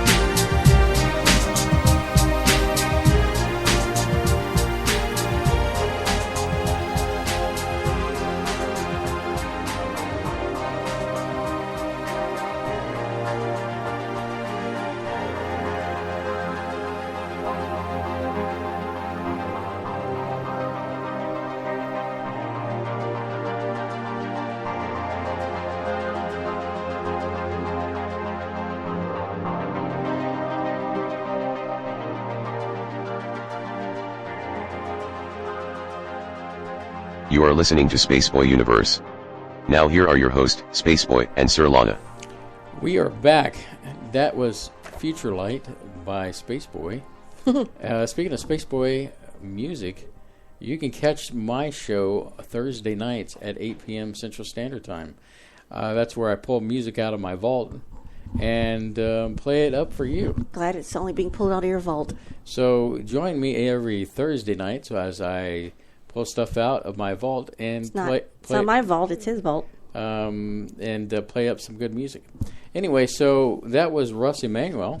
Too bad that he only had an hour for us because he has to skedaddle to Kansas. But he was super cool, yes. super nice. I think we'll be hearing from him again. Most definitely. He's got another project coming up. And we've cordially invited him to come back to the universe. And maybe he'll actually come to Houston sometime. Mm-hmm. Yeah, we'll get to hang out with him and watch one of his movies there and live. And play Liverpool. Yeah, I was going to say, the thing is that there's something romantic about watching a movie in a theater. And I say that in the sense that, to be able to see the movie on a big screen, the smell of the popcorn and eating candy and a big tub of soda to drink from. For me, it's more about smuggling the candy in. Smuggling the candy? Yeah, well, I like that part. Well, smuggling, food like. Is my friend Holly there? If she's still in chat, I don't know if she may be gone by now, but my highlight of going to see movies with her was we load up our big purses, and with candy and snacks before we even like bottled soda before we go to these movie theaters back when they still had the cheap ones, I suppose they still do, but they were more prevalent when we were younger. Mm-hmm. But those are my fondest memories watching, before we had all this digital stuff, going to see really horrible movies, but dirt cheap. Mm-hmm. Well, we have one of those dollar cinemas that we've been to a couple times. And boy, does it show. It is kind of... That is... It's seen its day. Yeah, I mean, wet spots, mold. I mean, just considering that you original upholstery, get to see a mainstream movie for dirt cheap. I feel like I need to wrap myself in plastic before I sit down. Well, you could borrow that plastic from the seat that's right next to you, and it's basically like a shopping sack over that seat. But that's fun, though, in a way, because, that whole experience was very, when I say cheap, affordable. I'm not saying cheap as the place. No, it was cheap. But the funny thing is, the theater that we went to, I remember going to that theater back in the mid-'90s. And even then... It's definitely been there since then. And then it was a dollar cinema. Now it's like $1.50, I think it is. I thought it was $3. No, it was $1.50 plus $1.50 is $3. So, but I saw some movies there, and back in the day. In fact, the last movie before I came back and watched movies with you there was the movie with Michael Keaton called My Life.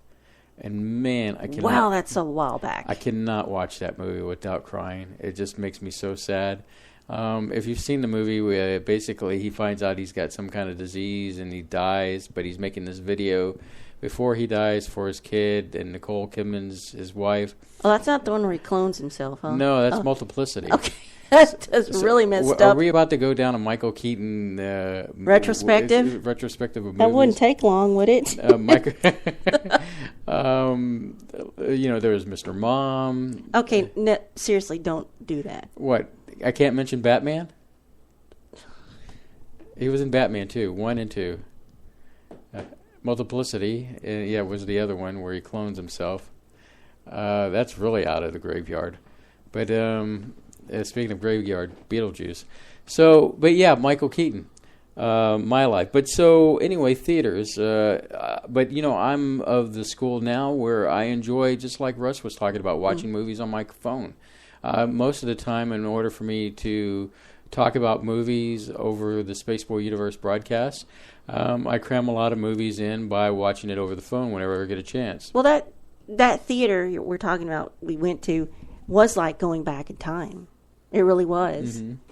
It's the old school, just gentle slope theater style. No stadium seating. No stadium seating. No luxury recliner. Yeah. No cup holder. I don't think it even had cup holders. I mean, it's just a step above ballpark seating where the seats would kind of come down. It's got semi-padding.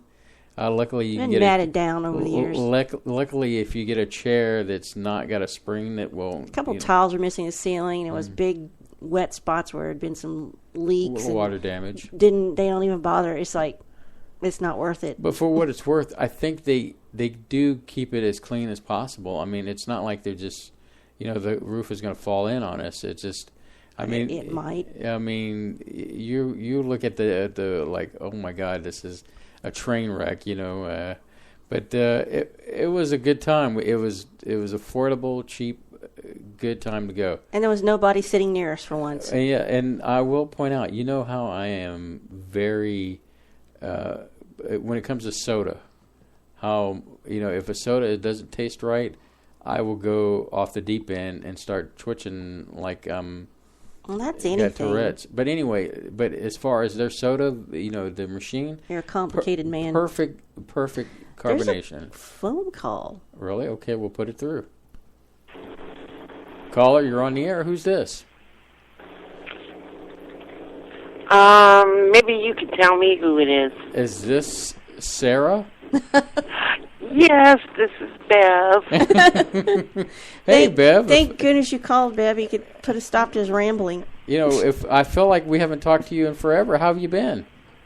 Oh, I'm doing a lot better. Thank you. Well, good. We've missed you. I know I missed you guys, too, and I missed your anniversary show. I was looking so much for that, and I missed it because I was sick. Well, the wonderful thing about our shows is that you can catch them on demand. Oh, okay. Yeah. I forgot about that. Whoa, Bev. You don't have to miss all the action. You can always catch the replay if you can't catch us live. That's why, we always tell people that, who can't stay up late because, they got school tomorrow. They can catch, the show on Spreaker or YouTube or SoundCloud. I mean, it's all over there. Stitcher, TuneIn. Yeah, I mean, it's all over the place. iTunes. See, I forgot. See, I'm old. I'm allowed to. See, I wasn't going to say that, Bev, because, I've seen pictures of you and Bob, and y'all still look like youngsters. 2 high school kids. We're old enough to be your mama and daddy. I don't know. Serious, I'm 58 and he's 56. No, you're old enough to be my older siblings. Sister, yeah. Sister. Speaking of old, in 2 weeks it will be Spaceboy's birthday. Yeah, on the 18th. Oh, you guys are... In 79, you were 9 years old, right? Yes. Mm-hmm. I was, not okay. him. No, I was 9 in 79. Oh, you were? Okay. Yeah, he was. Well, in 79... Cece's counting. 1, 2. I was 21. Yeah, so you're like an older sister, about 11 years old. My aunt is about 11 years older than I am, so you're in my aunt's age. My sister's about that. Yeah, so much older than me. You're not old. My brother's even older than me. Cut that out, Bev. Hey, I'm still old, okay? But I'm not ashamed of my age. Well, you shouldn't be. There's nothing you can do about it. But now Bob, on the other hand. True. Bob, on the other hand. What about him? He's the bad one, right? He what? He's the bad one, isn't he? He can be. Yes, he can be. He can be very ornery. Oh, yeah. But I've learned to be ornery right back at him. Well, that's the equation for a perfect marriage. Just ask Surlana on that. Oh yeah, don't let him run over you. Oh man, when he first met me, I let everyone run over me. And man, he used to get so mad at me, and now he's created a monster because I tell people exactly what I think. Oh, Lord. So what else is on your mind, Bev? Well, I just wanted to call in because I've missed you guys. I loved Russ tonight. He is, wow. Yeah, he is an interesting character, and you know, really nice too. We were kind of sad only to have him for an hour, but you know, during the breaks, we probably might have convinced him to come back to the universe. And all right, yeah, all right. He said he was enjoying his time with us. He said he had fun. Yeah, and you know, he was appreciative. We always get the compliments off. Yeah, off the air. Off the air. Yeah, on the air, it's like you know, no comments, but you know, off the air. You have to take our words for it. Y'all were so awesome. You know. Well, now see, y'all need to comment each other on the air. But yeah, we've got some good stuff coming up in the weeks to come. You know, we've got the live broadcast at the George R. Brown Center here in Houston, Texas, at the Mini Maker Fair that's coming up this next Saturday. We're jazzed about doing that. Far out. Yes, far out indeed. Now, what exactly is that? I'm not up on these things. Well, let me get you up onto it. Basically, the Mini Maker Fair is people who make things. It could be anything from technology to writing books. It could be, you know, creating a puppet, or it's maybe you've got this new kind of thing that shaves corn. You know, so you make it.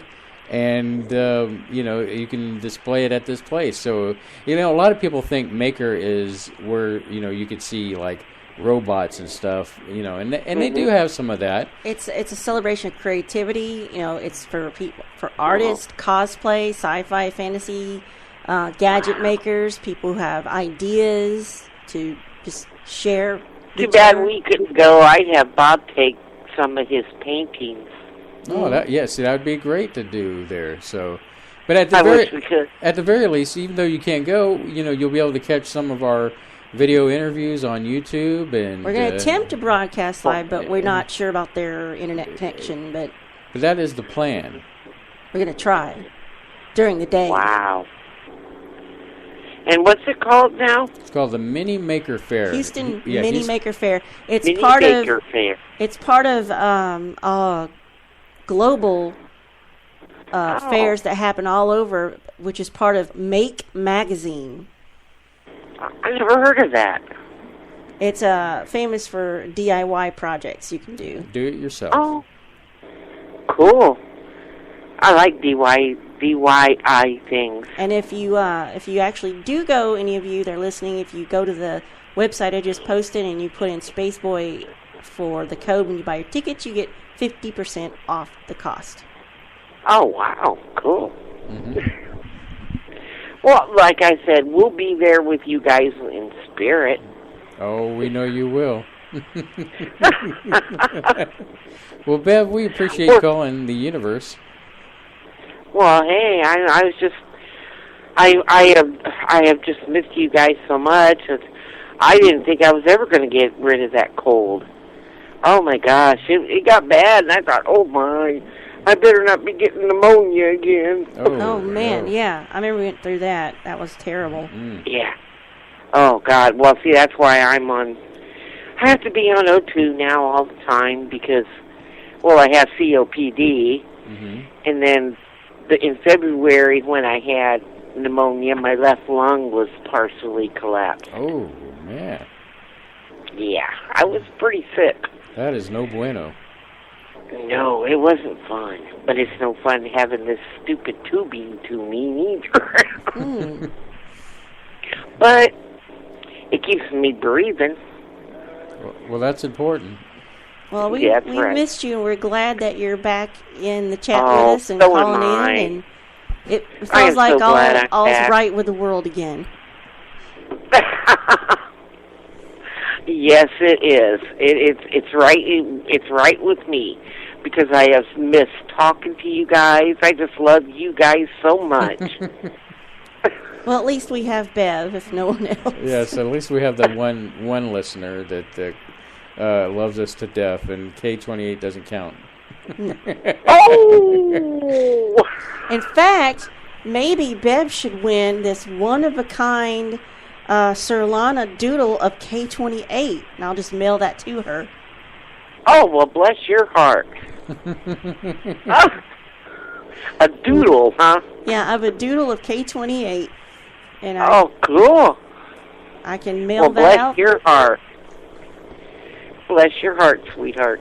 Well, Bev, we're going to move on, but we appreciate you calling and continue to listen, and we'll say prayers for you. Yes. Well, thank you so much. I love you guys so much. We love you, too. We love you, too. Bye. Bye, Bev. It's always nice to get a call from Bev. Exactly. It didn't feel like the world was right without a call. You know, I was reminded, she said she hadn't heard shows, and reminded me of last week's show. Do you remember what last week's show was? Yes. Yeah, so... see your face over there. I know, I'm lighting up like a Christmas tree over here. It's like, you know, it's one of those shows that you plan, and then you put it together, and then you just kind of set it forth, and then all of a sudden, out of your left mind field, gets blown. Mind blown, and of course I'm referring to the Stan Romanek story that we had last week, and Stan himself showed up towards the end of the show and talked with us, and it was really nice.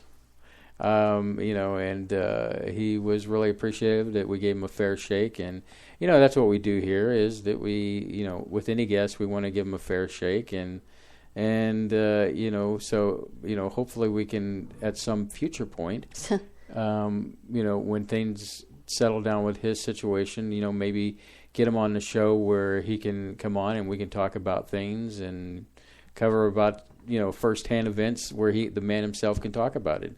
So that would be kind of cool. So, someone asked who won Admiral Akbar Funko last. So who asked about that? Yes, Kate. Who won it? I said, well, it was for first-time callers, and like, well, he was a first-time caller, so we sent it to him. Yes. So Stan actually fair's fair. So let's face it, he was a first-time caller, and we weren't expecting it. Even though we were talking about him.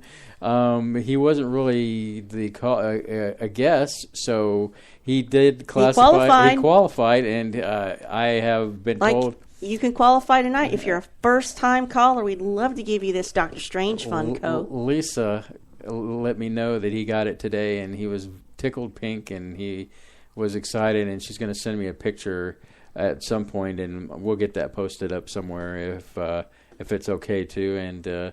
But yeah, he won the Admiral Akbar. But tonight, first-time caller gets Doctor Strange, is in honor of Doctor Strange the movie being out, and you have to be a first-time caller. Now, we are working at something where, you know, for our loyal listeners, and yes, we do know who you are. We do know who you are. And at some point, we'll let you know when we'll have something for y'all. But there is the other contest giveaway that we have going on. Surlana, for anybody. Tell them what we have, Surlana. Well, it's that Alien illustrated hardback book that is a value of $150. $150 value. We're giving it away to anybody. Just email stuff@spaceboyuniverse.com. You don't have to do anything special other than just send an email saying, hey, put me in the pot, and I will use an online random picker to pick the winner so it's not biased. Yes. So, great contest, giveaways. And we'll announce the winner of that on November 19th. That's going to be, you know, towards the end of the show, so you'll have to stick around and listen to see if your name is called, and you know, we'll make sure you get hooked up. Of course, if your name is called, you will have to email us again and give us your mailing address. Yeah, I'm really digging these little Funko Pop things that we've been giving away. I've got a couple more lined up. Yeah, we found one today that we got. Mm-hmm. We're deeply conflicted whether or not we're going to keep it or not. Yeah, Walmart clearance section. It's totally unexpected. It was totally unexpected, and I'm not going to tell you about that because I'm just going to set that aside. But I'll tell you the next two Funko Pop first caller giveaways will be, we have a Cylon from Battlestar Galactica. Original or original? Reboot? Original Cylon. Yeah, and we have Harley Quinn. From which version? The more updated version from Suicide Squad. Okay. Yeah, or modern, not from the comic, but, well, I guess it's based on it's based on, well, that can get really confusing, based on Batman animated series that went into a comic book. And anyway, just know it's Harley Quinn. And so those are the next two that we have lined up after Doctor Strange. Now, if there's never a first-time caller calling in, then nobody's going to win Doctor Strange, and that just becomes ours. I might eyeball that one, and it might end up on my trophy shelf or somewhere in here in the studio. So, what else you got over there, Surlana? Well, I was going to tell you that McDonald's is finally going to join the rest of the world. They're going to finally get an app that you can order food and pay on the app. Well, that's kind of I don't know who needs McDonald's that bad, that fast. Well, it's kind of like Taco Bell has an app for that, and boy, do I pay after I eat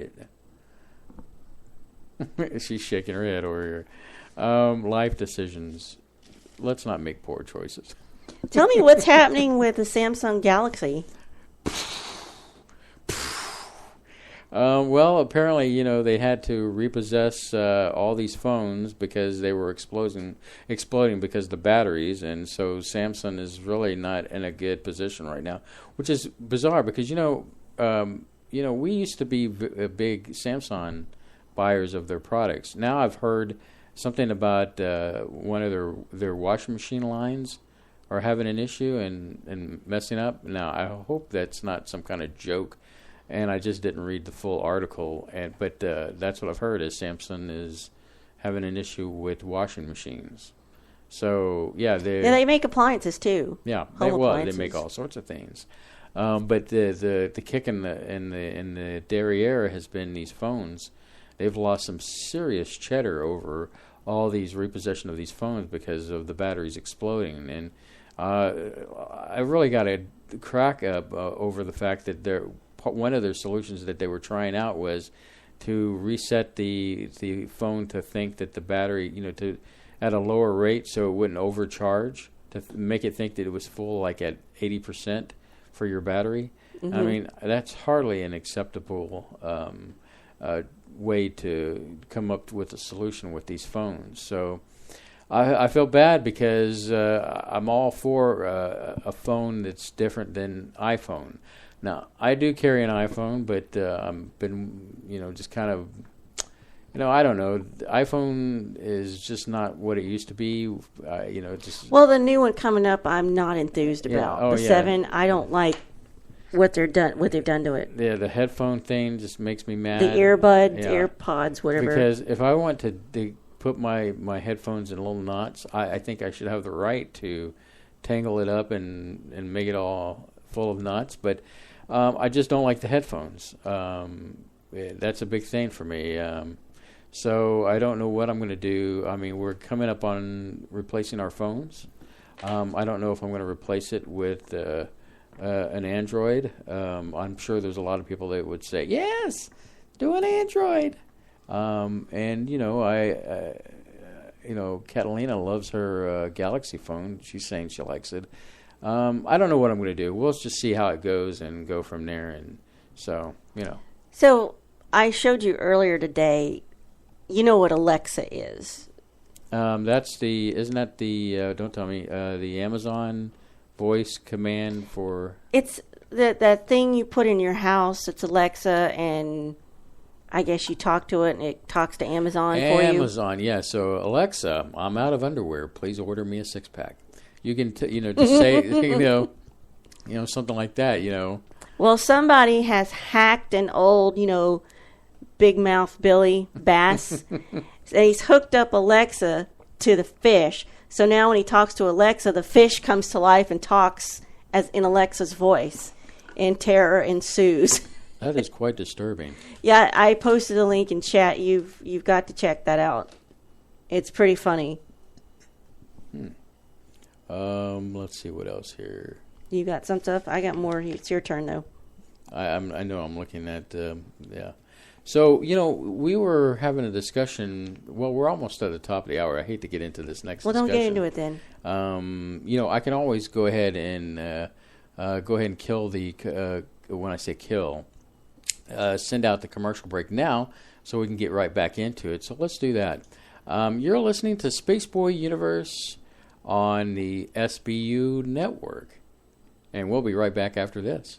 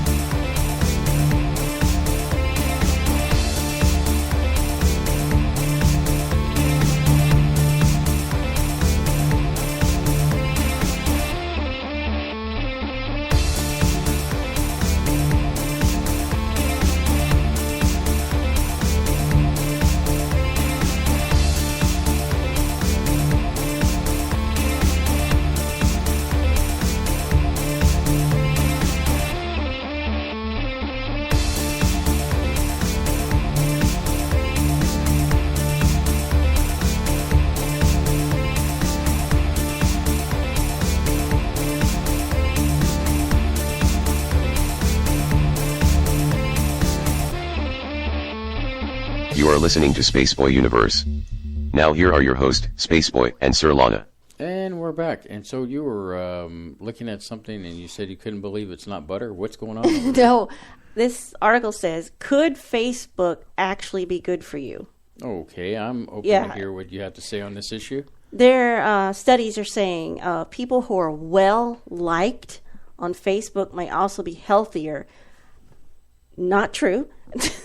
Or else I'm just not well-liked. So the study looked at the association of Facebook users between the ages of 27 and 71 and their longevity. So the researchers found that Facebook activity that indicated a rich offline social life tracked with improved longevity. So they found that people that received a lot of friend requests on Facebook tended to live longer. So if you want to live forever, you need to have somebody constantly requesting to be your friend. So posting photos was also linked with a reduced mortality in the study. Well, I'm screwed. Oh, yeah. Yeah. We post a lot of pictures. Yeah, but not of myself. Oh, So, well, you, no. no. Moderate levels of online-only behavior, like sending messages, also appears to track with longer life. Now, if that is true, then I should live a while because I am constantly direct messaging Leanne. Poor woman can't escape. Mm-hmm. It says that the previous research showed that a robust, real-world social network indicates improved health. So that's odd to think that, because you think if you're constantly on your phone or your computer, you're not moving, but maybe not. So we can't say that spurring users to post more photos will make you live longer. Of course, I'm just having trouble believing all that, really. Well, the thing is that I can only imagine if we... Let's do alternate timeline here. Okay, we're going to play the alternate timeline game. That back about, 2 to 3 years ago, when I had was thinking about bearing Spaceboy forever. That's it, done. I'm out of the game. Whether or not that means that no Spaceboy universe and yada yada yada. So would we still be doing the amount of social media that we're doing now? I don't think so, because we do a lot of social media to promote the music show, the Spaceboy Universe show, and now... I have relatives. That's the only way I can keep up with them, is through social media. And in a way, I only started doing Facebook so that people knew that I wasn't dead, that I was I'm alive. And so, that was part of the thing why I started doing it. You got into Facebook way before me. Do we have I didn't want to. Somebody I was a work colleague with at my previous job wanted to play Scrabble through Facebook with me. Mm-hmm. And I really enjoyed that. And then they got that lawsuit. They had to shut it down. But now I have no one to play Scrabble with online. I'm sorry. I usually don't like to play with you, and what's funny is because it's not that I don't like Scrabble, because you just don't like it with me. I don't like playing against you because you're like uber Scrabble. That's because Matrix person. Between 1999 and 2001, I did play it online with a different person, and I got my proverbial butt handed to me every time I played this woman. But I started studying her tactics, and I used her like a mentor, and I just started implementing her tactics. I got a Scrabble dictionary, official dictionary, and I just put that into practice, and now I'm one of those, I guess, annoying people to play with. You basically you're taking all your angst that you were defeated with this Scrabble master, and now you try to make your husband feel like he's in second grade. I'm not trying to do it on purpose, but the only person other than this woman I used to play with online that would really run me into the ground is my own father. He would sit there with a Q, an X, and a Z and just wipe you off the face of the earth. But I do enjoy playing the AI on the game. Yeah, through Steam you can get official Hasbro Scrabble and play by yourself. And you can beat both opponents. I haven't played it in a while since my laptop crashed that I had. It's a good one. And so I'm due for a personal laptop, new laptop. So at some point when I get it on, you go through them. Well, I'm. And you're not even doing anything on them that intense. No, they're just leisure. But I'm hardcore leisure person. Hardcore leisure. Leisure Extreme. Leisure Extreme next this on Saturday. MTV. But yeah, I do the Photoshop like you do now. I mean, I'm sure you're thrilled now that I've taken a course in that, and I do my games on it and Office stuff, Word and Excel and all the other good stuff. And so, what you looking at over there? I'm surprised you haven't said anything about Walking Dead. Well, I'm surprised too, but I just wanted to make sure you didn't have any file nail things over there. But no, go ahead.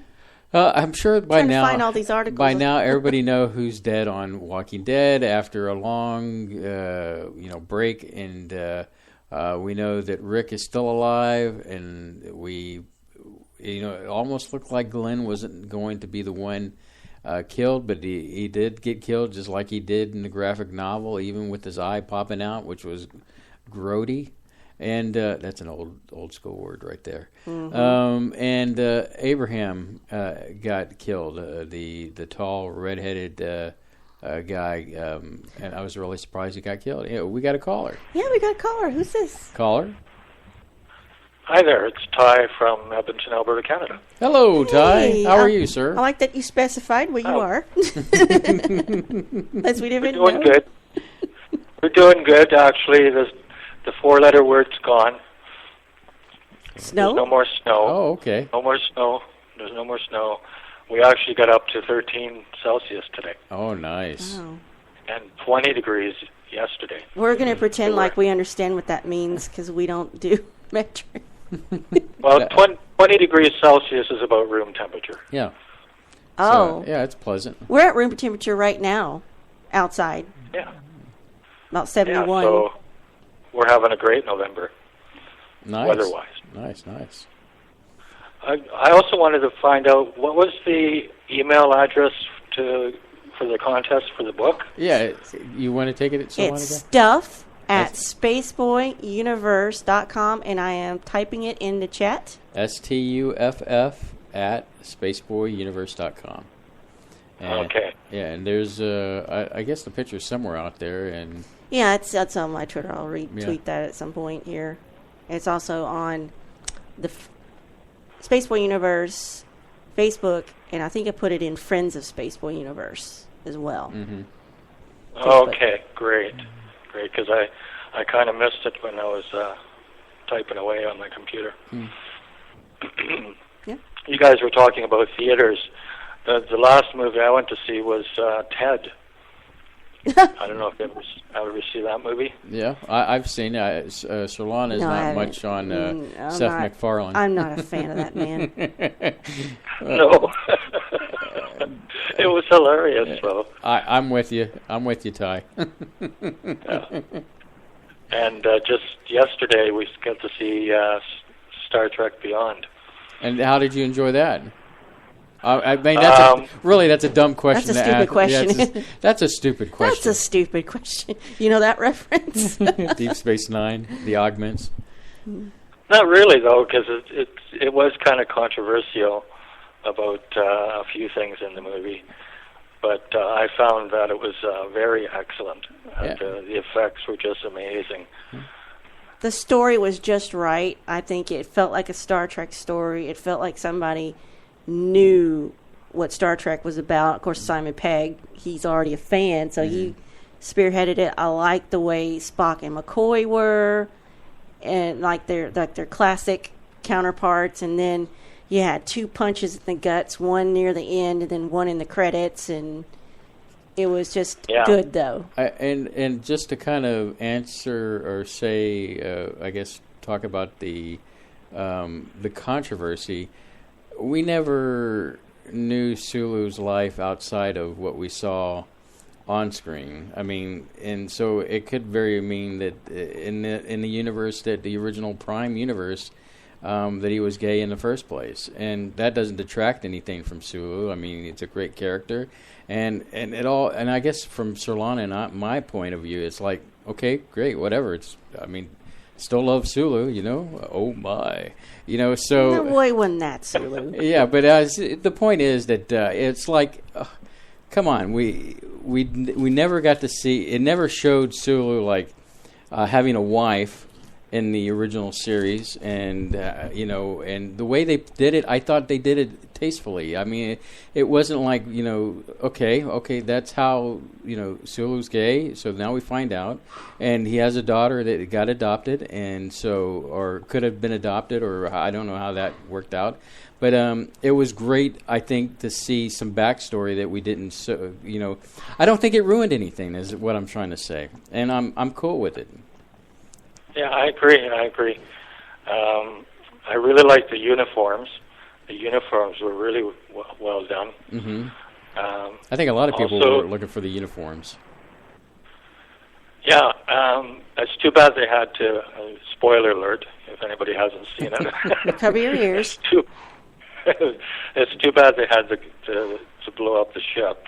Yeah, but that's pretty. Because I really love that ship. That was really nice. The inside of it. Right. Yeah, it was. I liked the female alien, the main character. She was cool. I like to see more of her. Yeah, me too. Yeah, she was excellent, right on the spot. The dialogue was just great.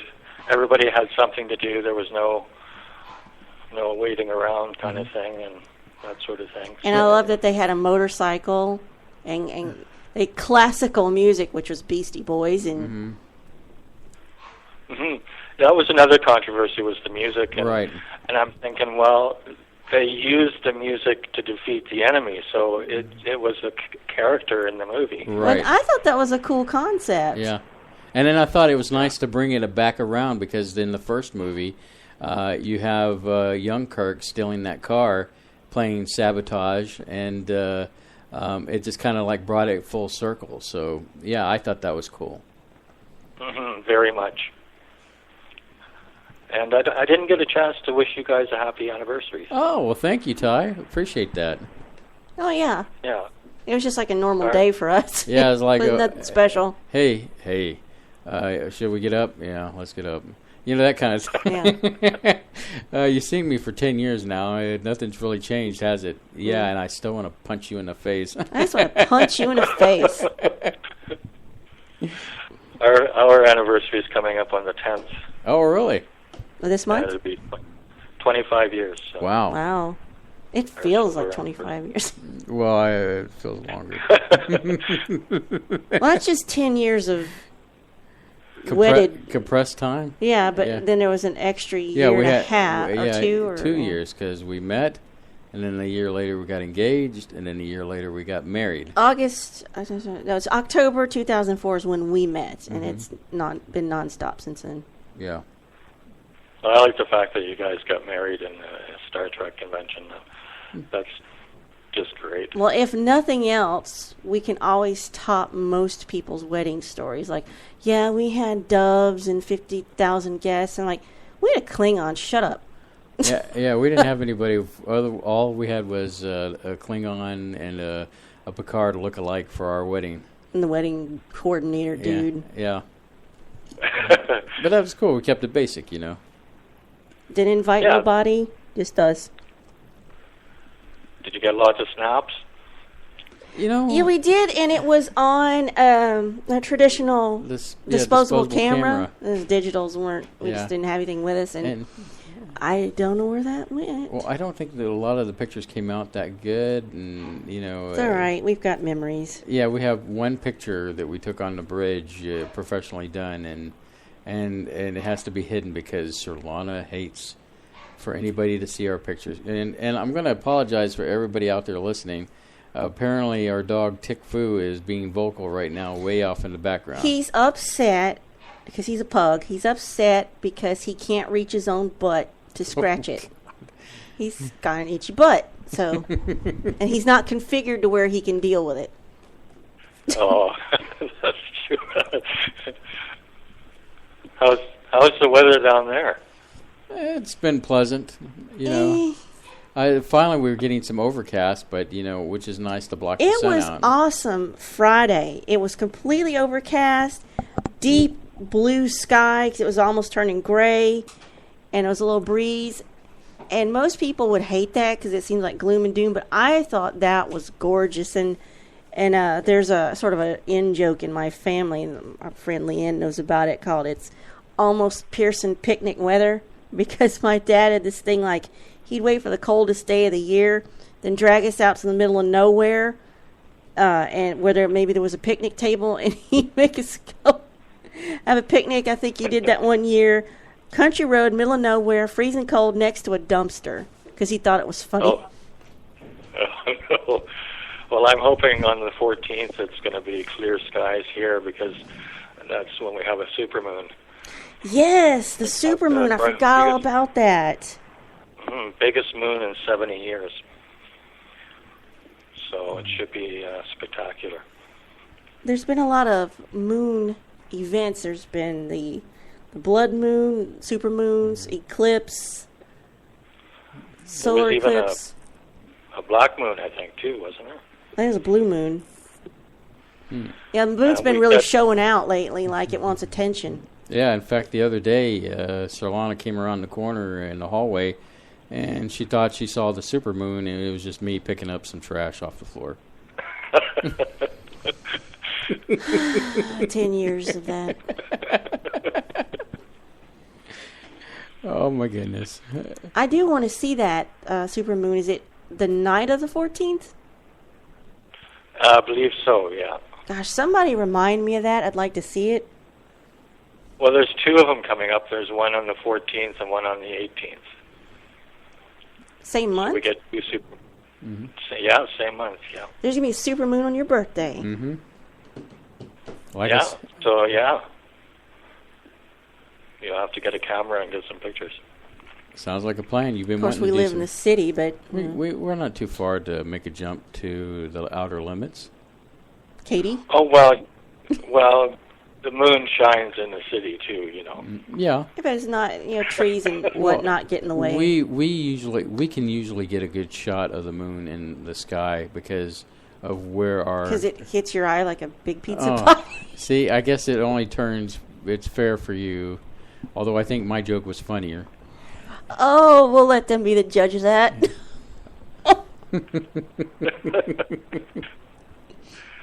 Okay, well, I just wanted to say hi and get that email. It's always good when you call in. We love it. We love you, Ty. You're always welcome here. Well, Canada loves you too. Oh, we love Cadians. They're so they're so tasty. All right, Ty. You have a great evening. Okay, you guys take care. All right. Thank you, Ty. Bye. All right. It's always so that's Bev and Ty. Two people we haven't heard from in a long time. And you're looking at the screen. Is it like telling you to rate your experience? Yeah, I'm trying to add names with numbers because it just otherwise it's just random numbers. Makes it easier to keep track. I could keep them blank. That way, it's always a surprise. It's probably best if you make sure to note it so that our top callers that call in, we know when they're calling, and give them a fair chance to get logged in and to talk to us. Some of them keep calling from different numbers. I have to wonder, what are they doing? Well, maybe they got a phone bank or something that they're calling in. So, back to story time. Mm-hmm. What were you saying about Walking Dead? Oh, well, yeah. Basically, two people got killed. It was Glenn and Abraham, and I can't think of his name now.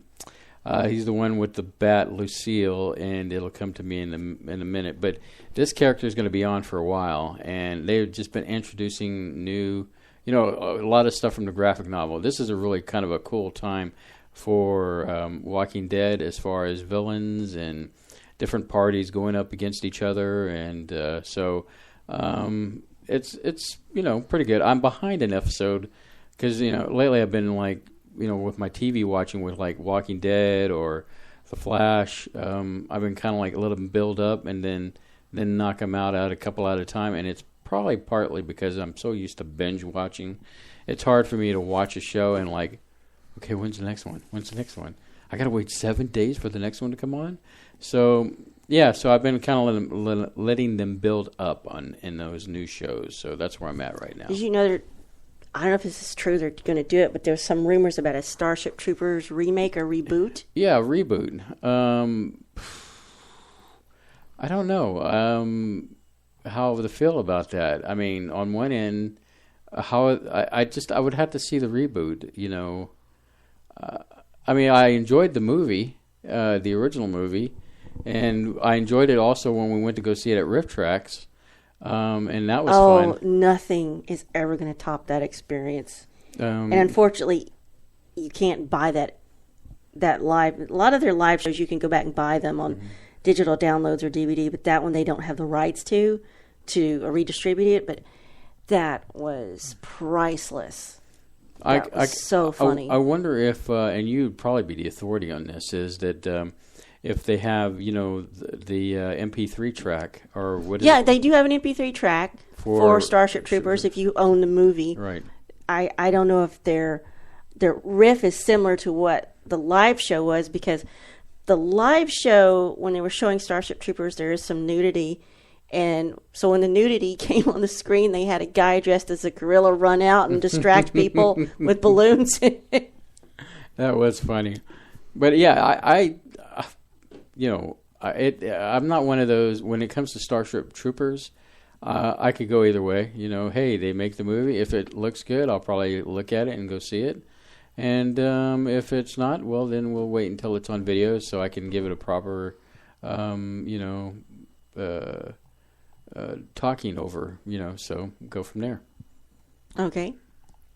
And I know that, we were talking about this other subject, and we'll get into it at the bottom of the hour, but submarines.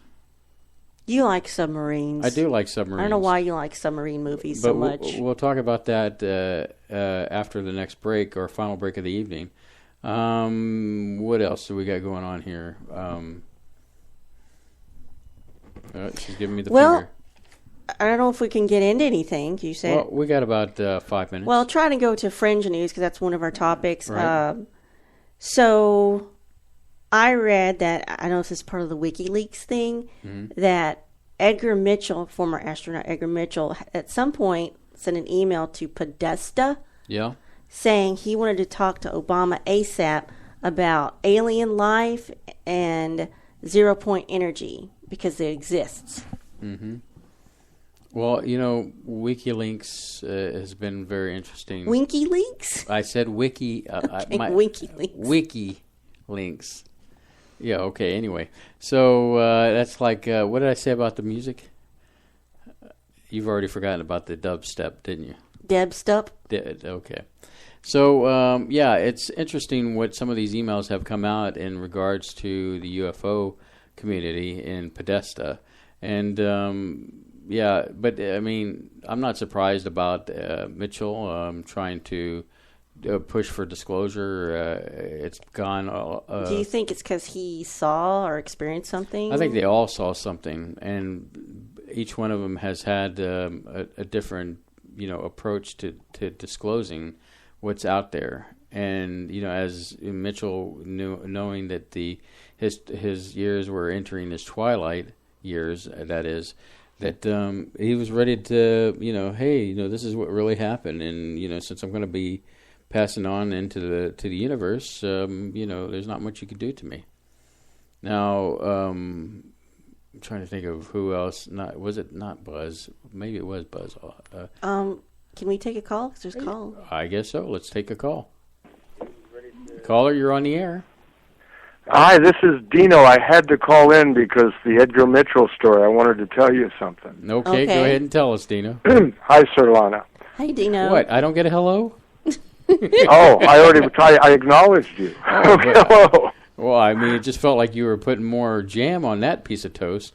Oh, okay. I just wanted to keep the roll going here because, so last year at Contact in the Desert, I sat in. Edgar Mitchell Skyped in, and the building. They had all those damn buildings with the air conditioning broken. But whichever one, it was a pretty big one, and it was all full. Oh yeah, I know. Lucky to get a seat. Yeah. And I was just another face in the crowd, and he was on a big screen, and the Skype was working well, and he was a very regular guy. You'd never know this guy had been in space or started the Noetics Institute that he started, and and was doing what he'd been doing and talking about what he's been talking about, trying to get disclosure. Dino, before you go further, let's do this. Let me take the break because I do. Okay. I don't want to rush you. Everybody knows when you come on that Dino is on, so let's listen. So let me play a quick song just to get the break out of the way, and you don't have to go anywhere, and because we don't want you to call after the show and keep us on past our bedtime for 2 hours. That. No, I'm playing with you. So just hold on, everybody. We've got Dino on the line. He's going to hold, but before we continue with his conversation, we'll take a quick break, and you are listening to Spaceboy Universe with Spaceboy and Surlana.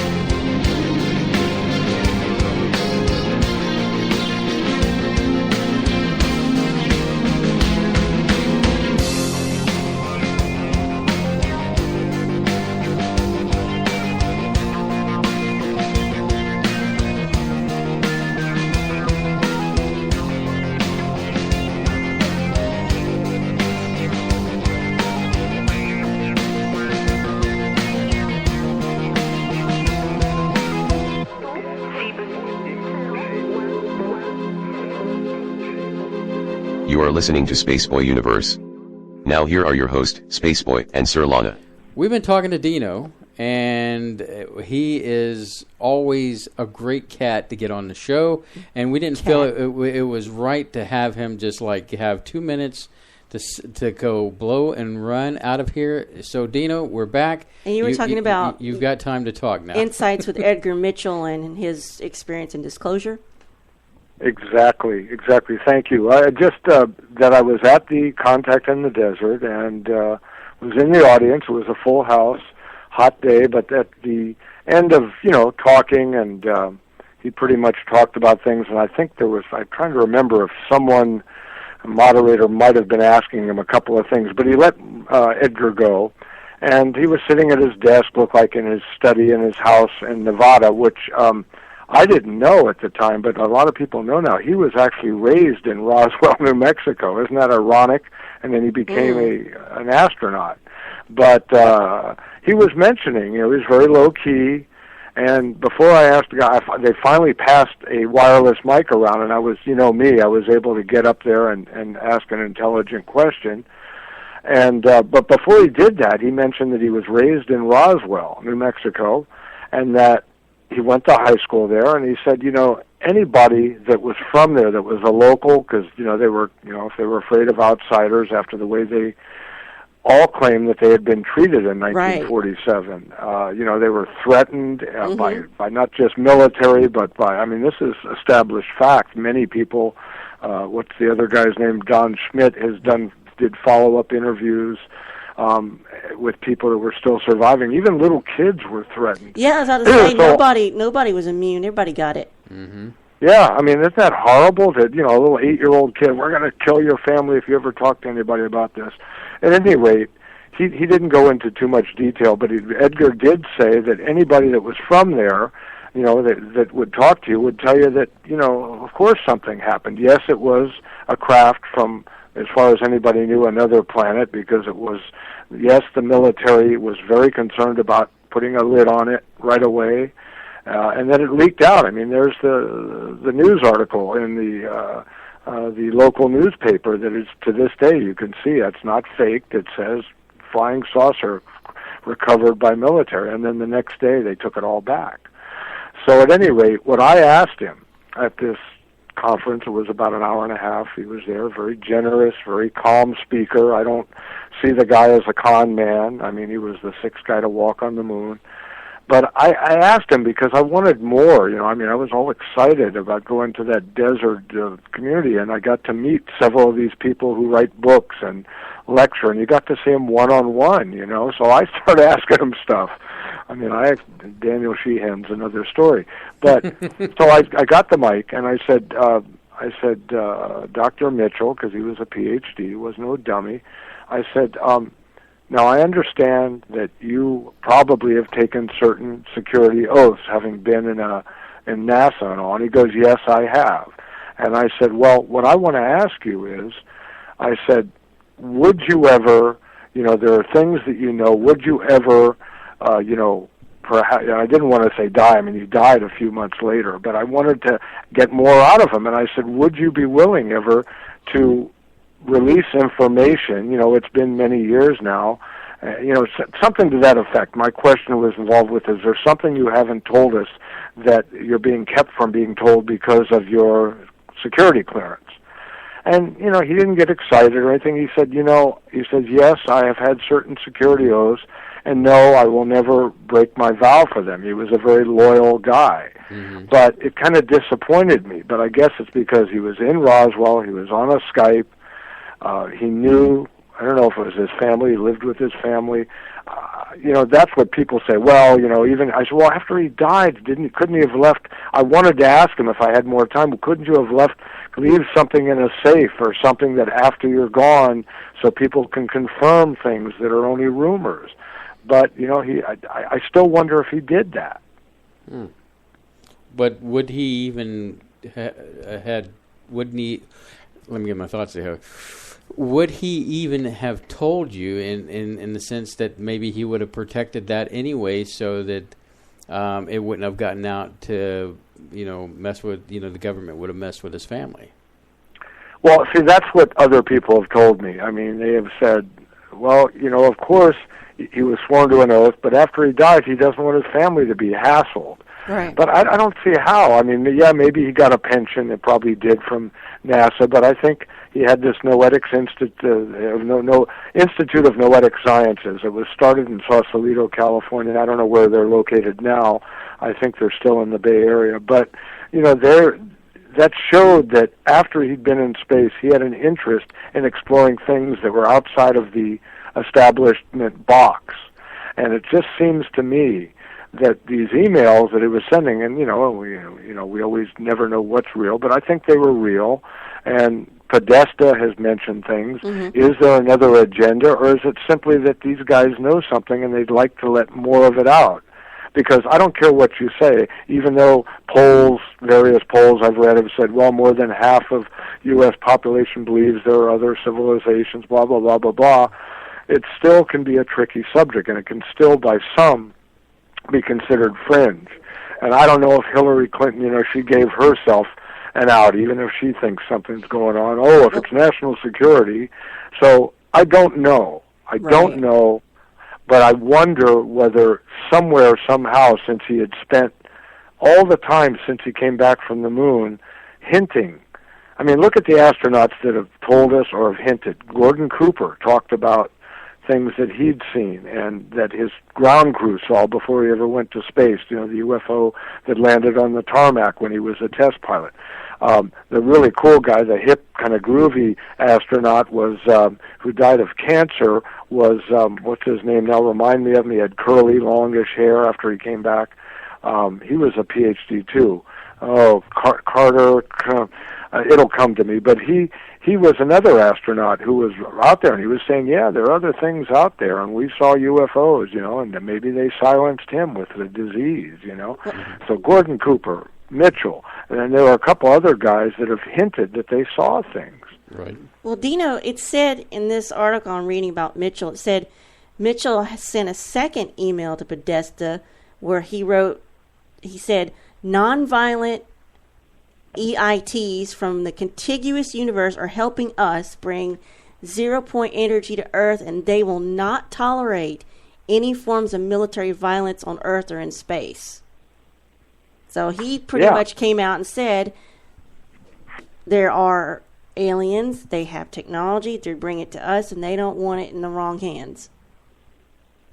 But then, I think so, and I think that's what he was trying to say, and he was very excited that someone who was actually in the, quote, above-ground government was going to try to get this out, and he wanted to meet privately with the president to tell him more things that you can't just tell, because if you're talking to the president, gee, I guess you can break certain oaths if he's the commander-in-chief and he says, I'll cover you if anything comes after you, then maybe that's what he was looking to do, but it never happened. And the other thing that bothers me is through the years, bits and pieces before I got serious about researching these topics, there were apparently a couple of interviews where people had asked astronaut A or B, gee, what was it like when you were up on the moon? And one astronaut, I can't remember who it was, responded and said, we were so busy doing stuff, we didn't notice much, and you didn't see many stars because the moon was so bright. Oh, that was the other astronaut, Brian O'Leary. And the guy was kind of hip, and he was had long, kind of curly hair after he got out of NASA, and he was like really looking into alternative stuff. But he died, I don't think he was even 60 when he died. Mm-hmm. So it makes you wonder whether they were told to put a lid on it, and the 3 or 4 of them that kind of broke away from that, I just wonder, like, Cooper, any of these guys, didn't they leave something? It's like, what's buried under the pyramid of Giza, some information that could start to crack this even wider open for, the people that are very straight and narrow and don't venture into these subjects that you cover on your show. So you're basically, what you're saying is you just want that one piece of evidence that would validate, that would open the floodgates to disclosure, and usher in a new universal knowledge, but it's being held back because we just need to find that one person. Well, that, or I would take little bits and pieces here and there. If you had astronaut A, astronaut B, astronaut C, letting little pieces of information go, even if it pissed off someone, but just skirting the edge if they didn't want to break their security contract for whatever reason. They were ex-military and they follow orders. But the fact that Mitchell was doing this and that others is because it bothered them. I think it did. They go, there's something else going on, and they won't let us go there. And then maybe someone like Mitchell understood that there were being a mass cover-up. And the only way to do it is not to say, oh, there's a mass cover-up and be labeled as a crazy or a radical, but is to let the facts out. And so even several little facts doesn't have to be one big thing, but it could be one big thing. I just, as I tell you, when I pull out my little keychain that's got the alien head, and if anybody wants one, you go to a company called Brandy Melville. It's a girls' clothing store, but they put alien heads on some of their clothing, and they have a hat, a baseball cap with an alien head, and they have these little keychains. So I pull mine out every so often when I think someone's open-minded. And sometimes people act like I'm weird, but I've told you just in the last year that I've had that keychain, a couple of people have said, whoa, one guy was, I can't say who he is, but he's, pretty famous in the entertainment business, not pretty famous, slightly famous, and he looked right at me and said, that ain't no joke, I was abducted when I was a kid. He came right out and said it just by me pulling out the keychain. And so I think as more and more people not only talk about this, we can't let, no offense to your guest tonight, but Hollywood take it away from us, because there's always, like they did with Fire in the Sky, if you've met Travis Walton like I have, if you've heard him lecture, if you've heard him on shows, he's a sincere guy, and he tells you that he sold his story to Hollywood and they ruined it. They didn't even tell the whole story. So we need more people in real life to release, information that they know about, or to come forward if they were abducted, or if they saw something when they were camping, or whatever. The more people that do this, the more people coming out saying, hey, they start demanding, we need to know more. All these people can't be whack jobs. I totally agree there, yes. So that's the thing about Edgar Mitchell. And I really got a feeling, I wish I could have met him in person, but I got a feeling that, he'd been doing this for so long. Who knows, I know nobody special, but maybe by asking that question by a Skype, he kind of wanted to tell me more, but knew he couldn't. And that indeed was about the time he started talking to Podesta, Maybe he thought maybe knew it's the time. end was near. Yeah, he figured he was getting older, and I had asked that in a nice way. I didn't say, hey, you're going to kick the bucket someday. I just said, hey, if you can't release, it was something to that effect. I was very tired and worn out from the heat, but I tried to make it a nice, polite question, but let him know that, look, you must, if you know something else, will you tell us? And the way he responded to me with the audience and everything was, I will never break my security oath. But he didn't say, no, there's nothing else I don't know that I just can't tell you, right? So he was telling us essentially that day, I will never break my security oath. But he didn't finish the second part of my question, which is there something else you know? And that told me right then and there that he had more to tell. Well, it is what it is, Dino. Yeah, and here we are, but I was very pleased to see this Podesta emails being exposed. Because to me, that's telling me that he was trying.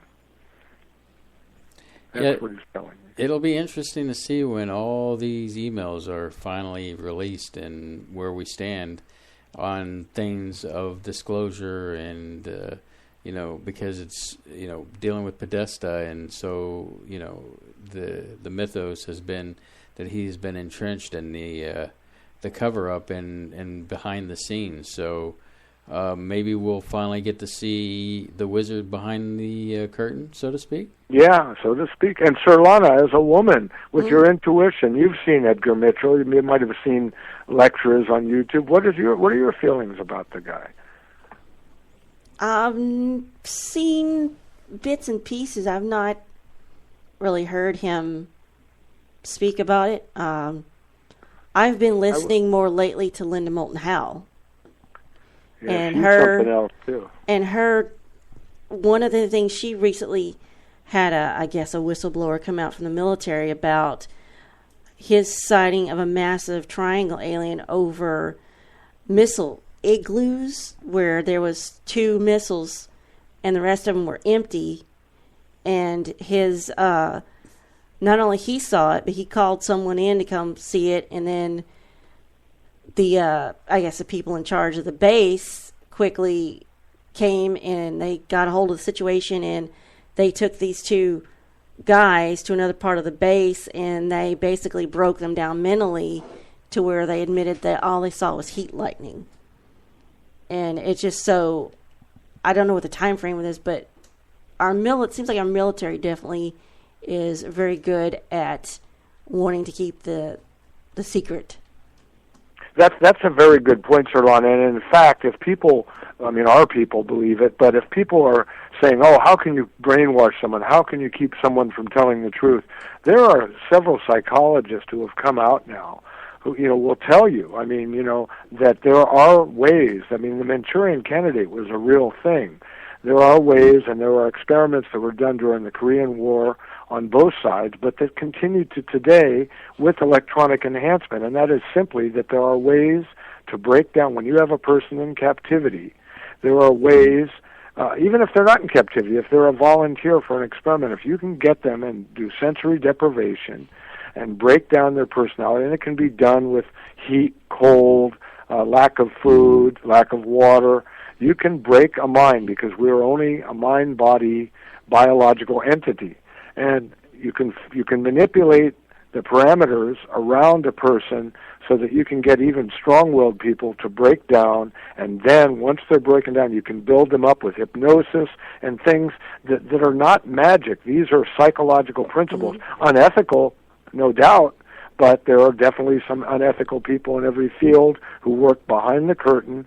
Heck, I believe we've already cloned a human. They say, oh, we only cloned a sheep and a dog. And so, no, I think that when you get a non-ethical person, and there were some of them that were Nazis that were willing to do things behind the scenes, and that's how you get a military person, especially, that they can see something and you can erase it from their memory. Well, and you can indeed replace it with another story that sounds believable to cover that.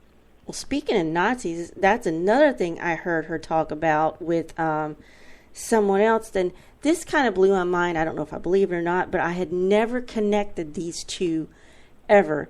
Now, I know the whole thing about Hitler's agendas, like he wants to have a more pure Germany or a world where he has nothing but tall, blonde, blue-eyed people. Well, I never once connected that to the UFO community, where you have this race of beings called the Nordics, which are tall, blonde, and blue-eyed. Well, someone said that he was in league with them, and these blonde, blue-eyed aliens were also had a pact with some reptilians, and that all of World War II was just aliens fighting amongst themselves, but using us to do their fighting. Mm-hmm. And I'm like, wow, I never thought of that before. That would make an interesting movie. Well, if they make the better movie of Travis Walton, that was the second part. They don't show it in Fire in the Sky. They show a bunch of needles coming down on these hideous aliens. But what Travis will tell you is now he thinks that they were rescuing him, and that doesn't sound very Nazi-like. If they were, and that indeed he was rescued by some tall blondes, and they wouldn't talk to him. But when they took him out of the craft, he didn't know where he was. He was in either a bunker or a hangar where two of these craft were parked next to each other.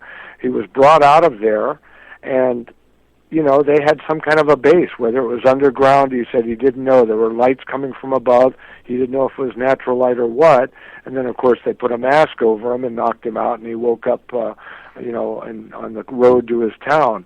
But the thing is that those blonde aliens, he said that they were very humanoid-looking, except in extremely good shape. They all, the men, the women that he saw, had well-built bodies. They were 6'2" at least, strong. He was in a mess because he had been injured, and his body was aching, and he was disoriented. He said they held him with one hand. They were holding his arm and just kind of led him around. And, but he said well, you can see it. If anybody follows his story, he did paintings of them, and they were very well-built boys and girls, you know. I did see Fire in the Sky. I didn't really connect it to him until I guess Spaceboy started getting into this more heavily. But I remember seeing that way back when, and that movie did scare me. Well, you know, and the movie is not the full telling of, I his get that. encounter. There is, and I need to follow up with you because there is a good website that kind of gives a full telling of his story of how, his, getting on the ship and everything. But I think it's an interesting take, Dino, that, they pulled him on the ship to save him because, What were they saving him from? Well, because he got hit by the beam. Oh. Yeah, he shouldn't have jumped out of the pickup truck. Everybody else was going, what's that? It was just about sundown, and he said he jumped out thinking it was going to be like a deer jumping off the road. Mm-hmm. He said, in retrospect, if I would have kept my behind in the pickup truck, probably nothing would have happened. Nope, they would have all had an experience that nobody would have believed that happened to him, and they would have laughed about it, but instead. So he ran into the beam of light and got something happened. Actually, he ran up to the UFO because it was out there, and it was just so unbelievable. And I guess he got hit by a beam and knocked him back. So they're like, "Oops, I got to fix that." Yeah, and then of course the other guy's like, "We're out of here." Some friends. Some friends. They just they were just scared. Senseless and well, they said about a minute later it was a logging road, there was no one on the road, and that the guy just kind of impulsively hit the pedal. I mean, I would have wet my pants too. But they said after they took a couple of turns, they turned right around and came back to look for him because we got to get Travis. So they were good friends. It's just when you have something so unusual, this was like 1973 or something, something so unusual and so scary. I mean, unexpected. You would be in shock. I don't blame them. That fight or flight probably just kicked in immediately. And same thing as Jackie Kennedy. When Kennedy got shot in the car, man, she was trying to get out of that car. She wouldn't get shot, you know? Exactly. Wow. Dead air. I was like, Dino, are you okay there? It sounded like you were like... No, I'm trying to let everybody get involved. I'm trying to keep the theme going. But yeah, that's what's going on, is that these experiences are so unbelievable. Maybe a little bit more nowadays. I would be frightened too, but if something along the lines of all the things I've heard happened to me and I still had a memory of it, I think that it would be a scary experience for me. But you know me, I mean, I'm a speaker, and I would get out and communicate to people what I saw. Ridicule be damned. I've been around too long and been put down throughout my life, time and time again. Not a lot, I mean, but by people who didn't understand, or what I found out years later were jealous of what I had done, whatever it was. So if something happened to me, I would be honest and truthful. Everything that I remembered, I would relay. So and you wouldn't drive off and leave us there, would you? Well, I'm just telling you, if it happened out of the blue, now I know, because now I've studied UFOlogy and the shadow government, all that. I'd be scared, but no, of course I wouldn't. But in 1973, driving my van somewhere out, if something like that happened, I would have just, I don't know. You react because you react, but now. You always react. It's like self-defense. You can have a double black belt and all, and still get jumped and knocked out on the street. You have to have street smarts. I've got this image of you, Dino, where you've been abducted and you're sitting down at this table with these aliens, and they've got their hands kind of underneath their chin, kind of looking at you like they're all mesmerized, and you're just talking to them, and they're like, wow, I could listen to this all night. And you will. No. Well, if that happened, they'd be looking at me like a bright little 2-year-old who knows how to talk and walk and really fascinate you. Because to them, I would not be much. But, I think they'd either say, we got to shut this guy up, or we better give him some information to spread, But, that should be pretty funny. Well, Dina, we're approaching the end of our show, and I got to hit the road. Yeah, do you literally have to hit the road? Do you have a few minutes after the show to talk? Just a few minutes? Sure, I could do that. So don't pressure him. Yeah, I don't want to pressure. pressure. It's my dime. I'm not calling on an 800 number. Okay. Well, we'll make it snappy. In fact, if it was an 800 number, Space would have to use a sexy voice. Yeah. So on that note, Surlana, say goodnight. Good night. Say goodnight, Dino. Good night, everybody, and take it easy.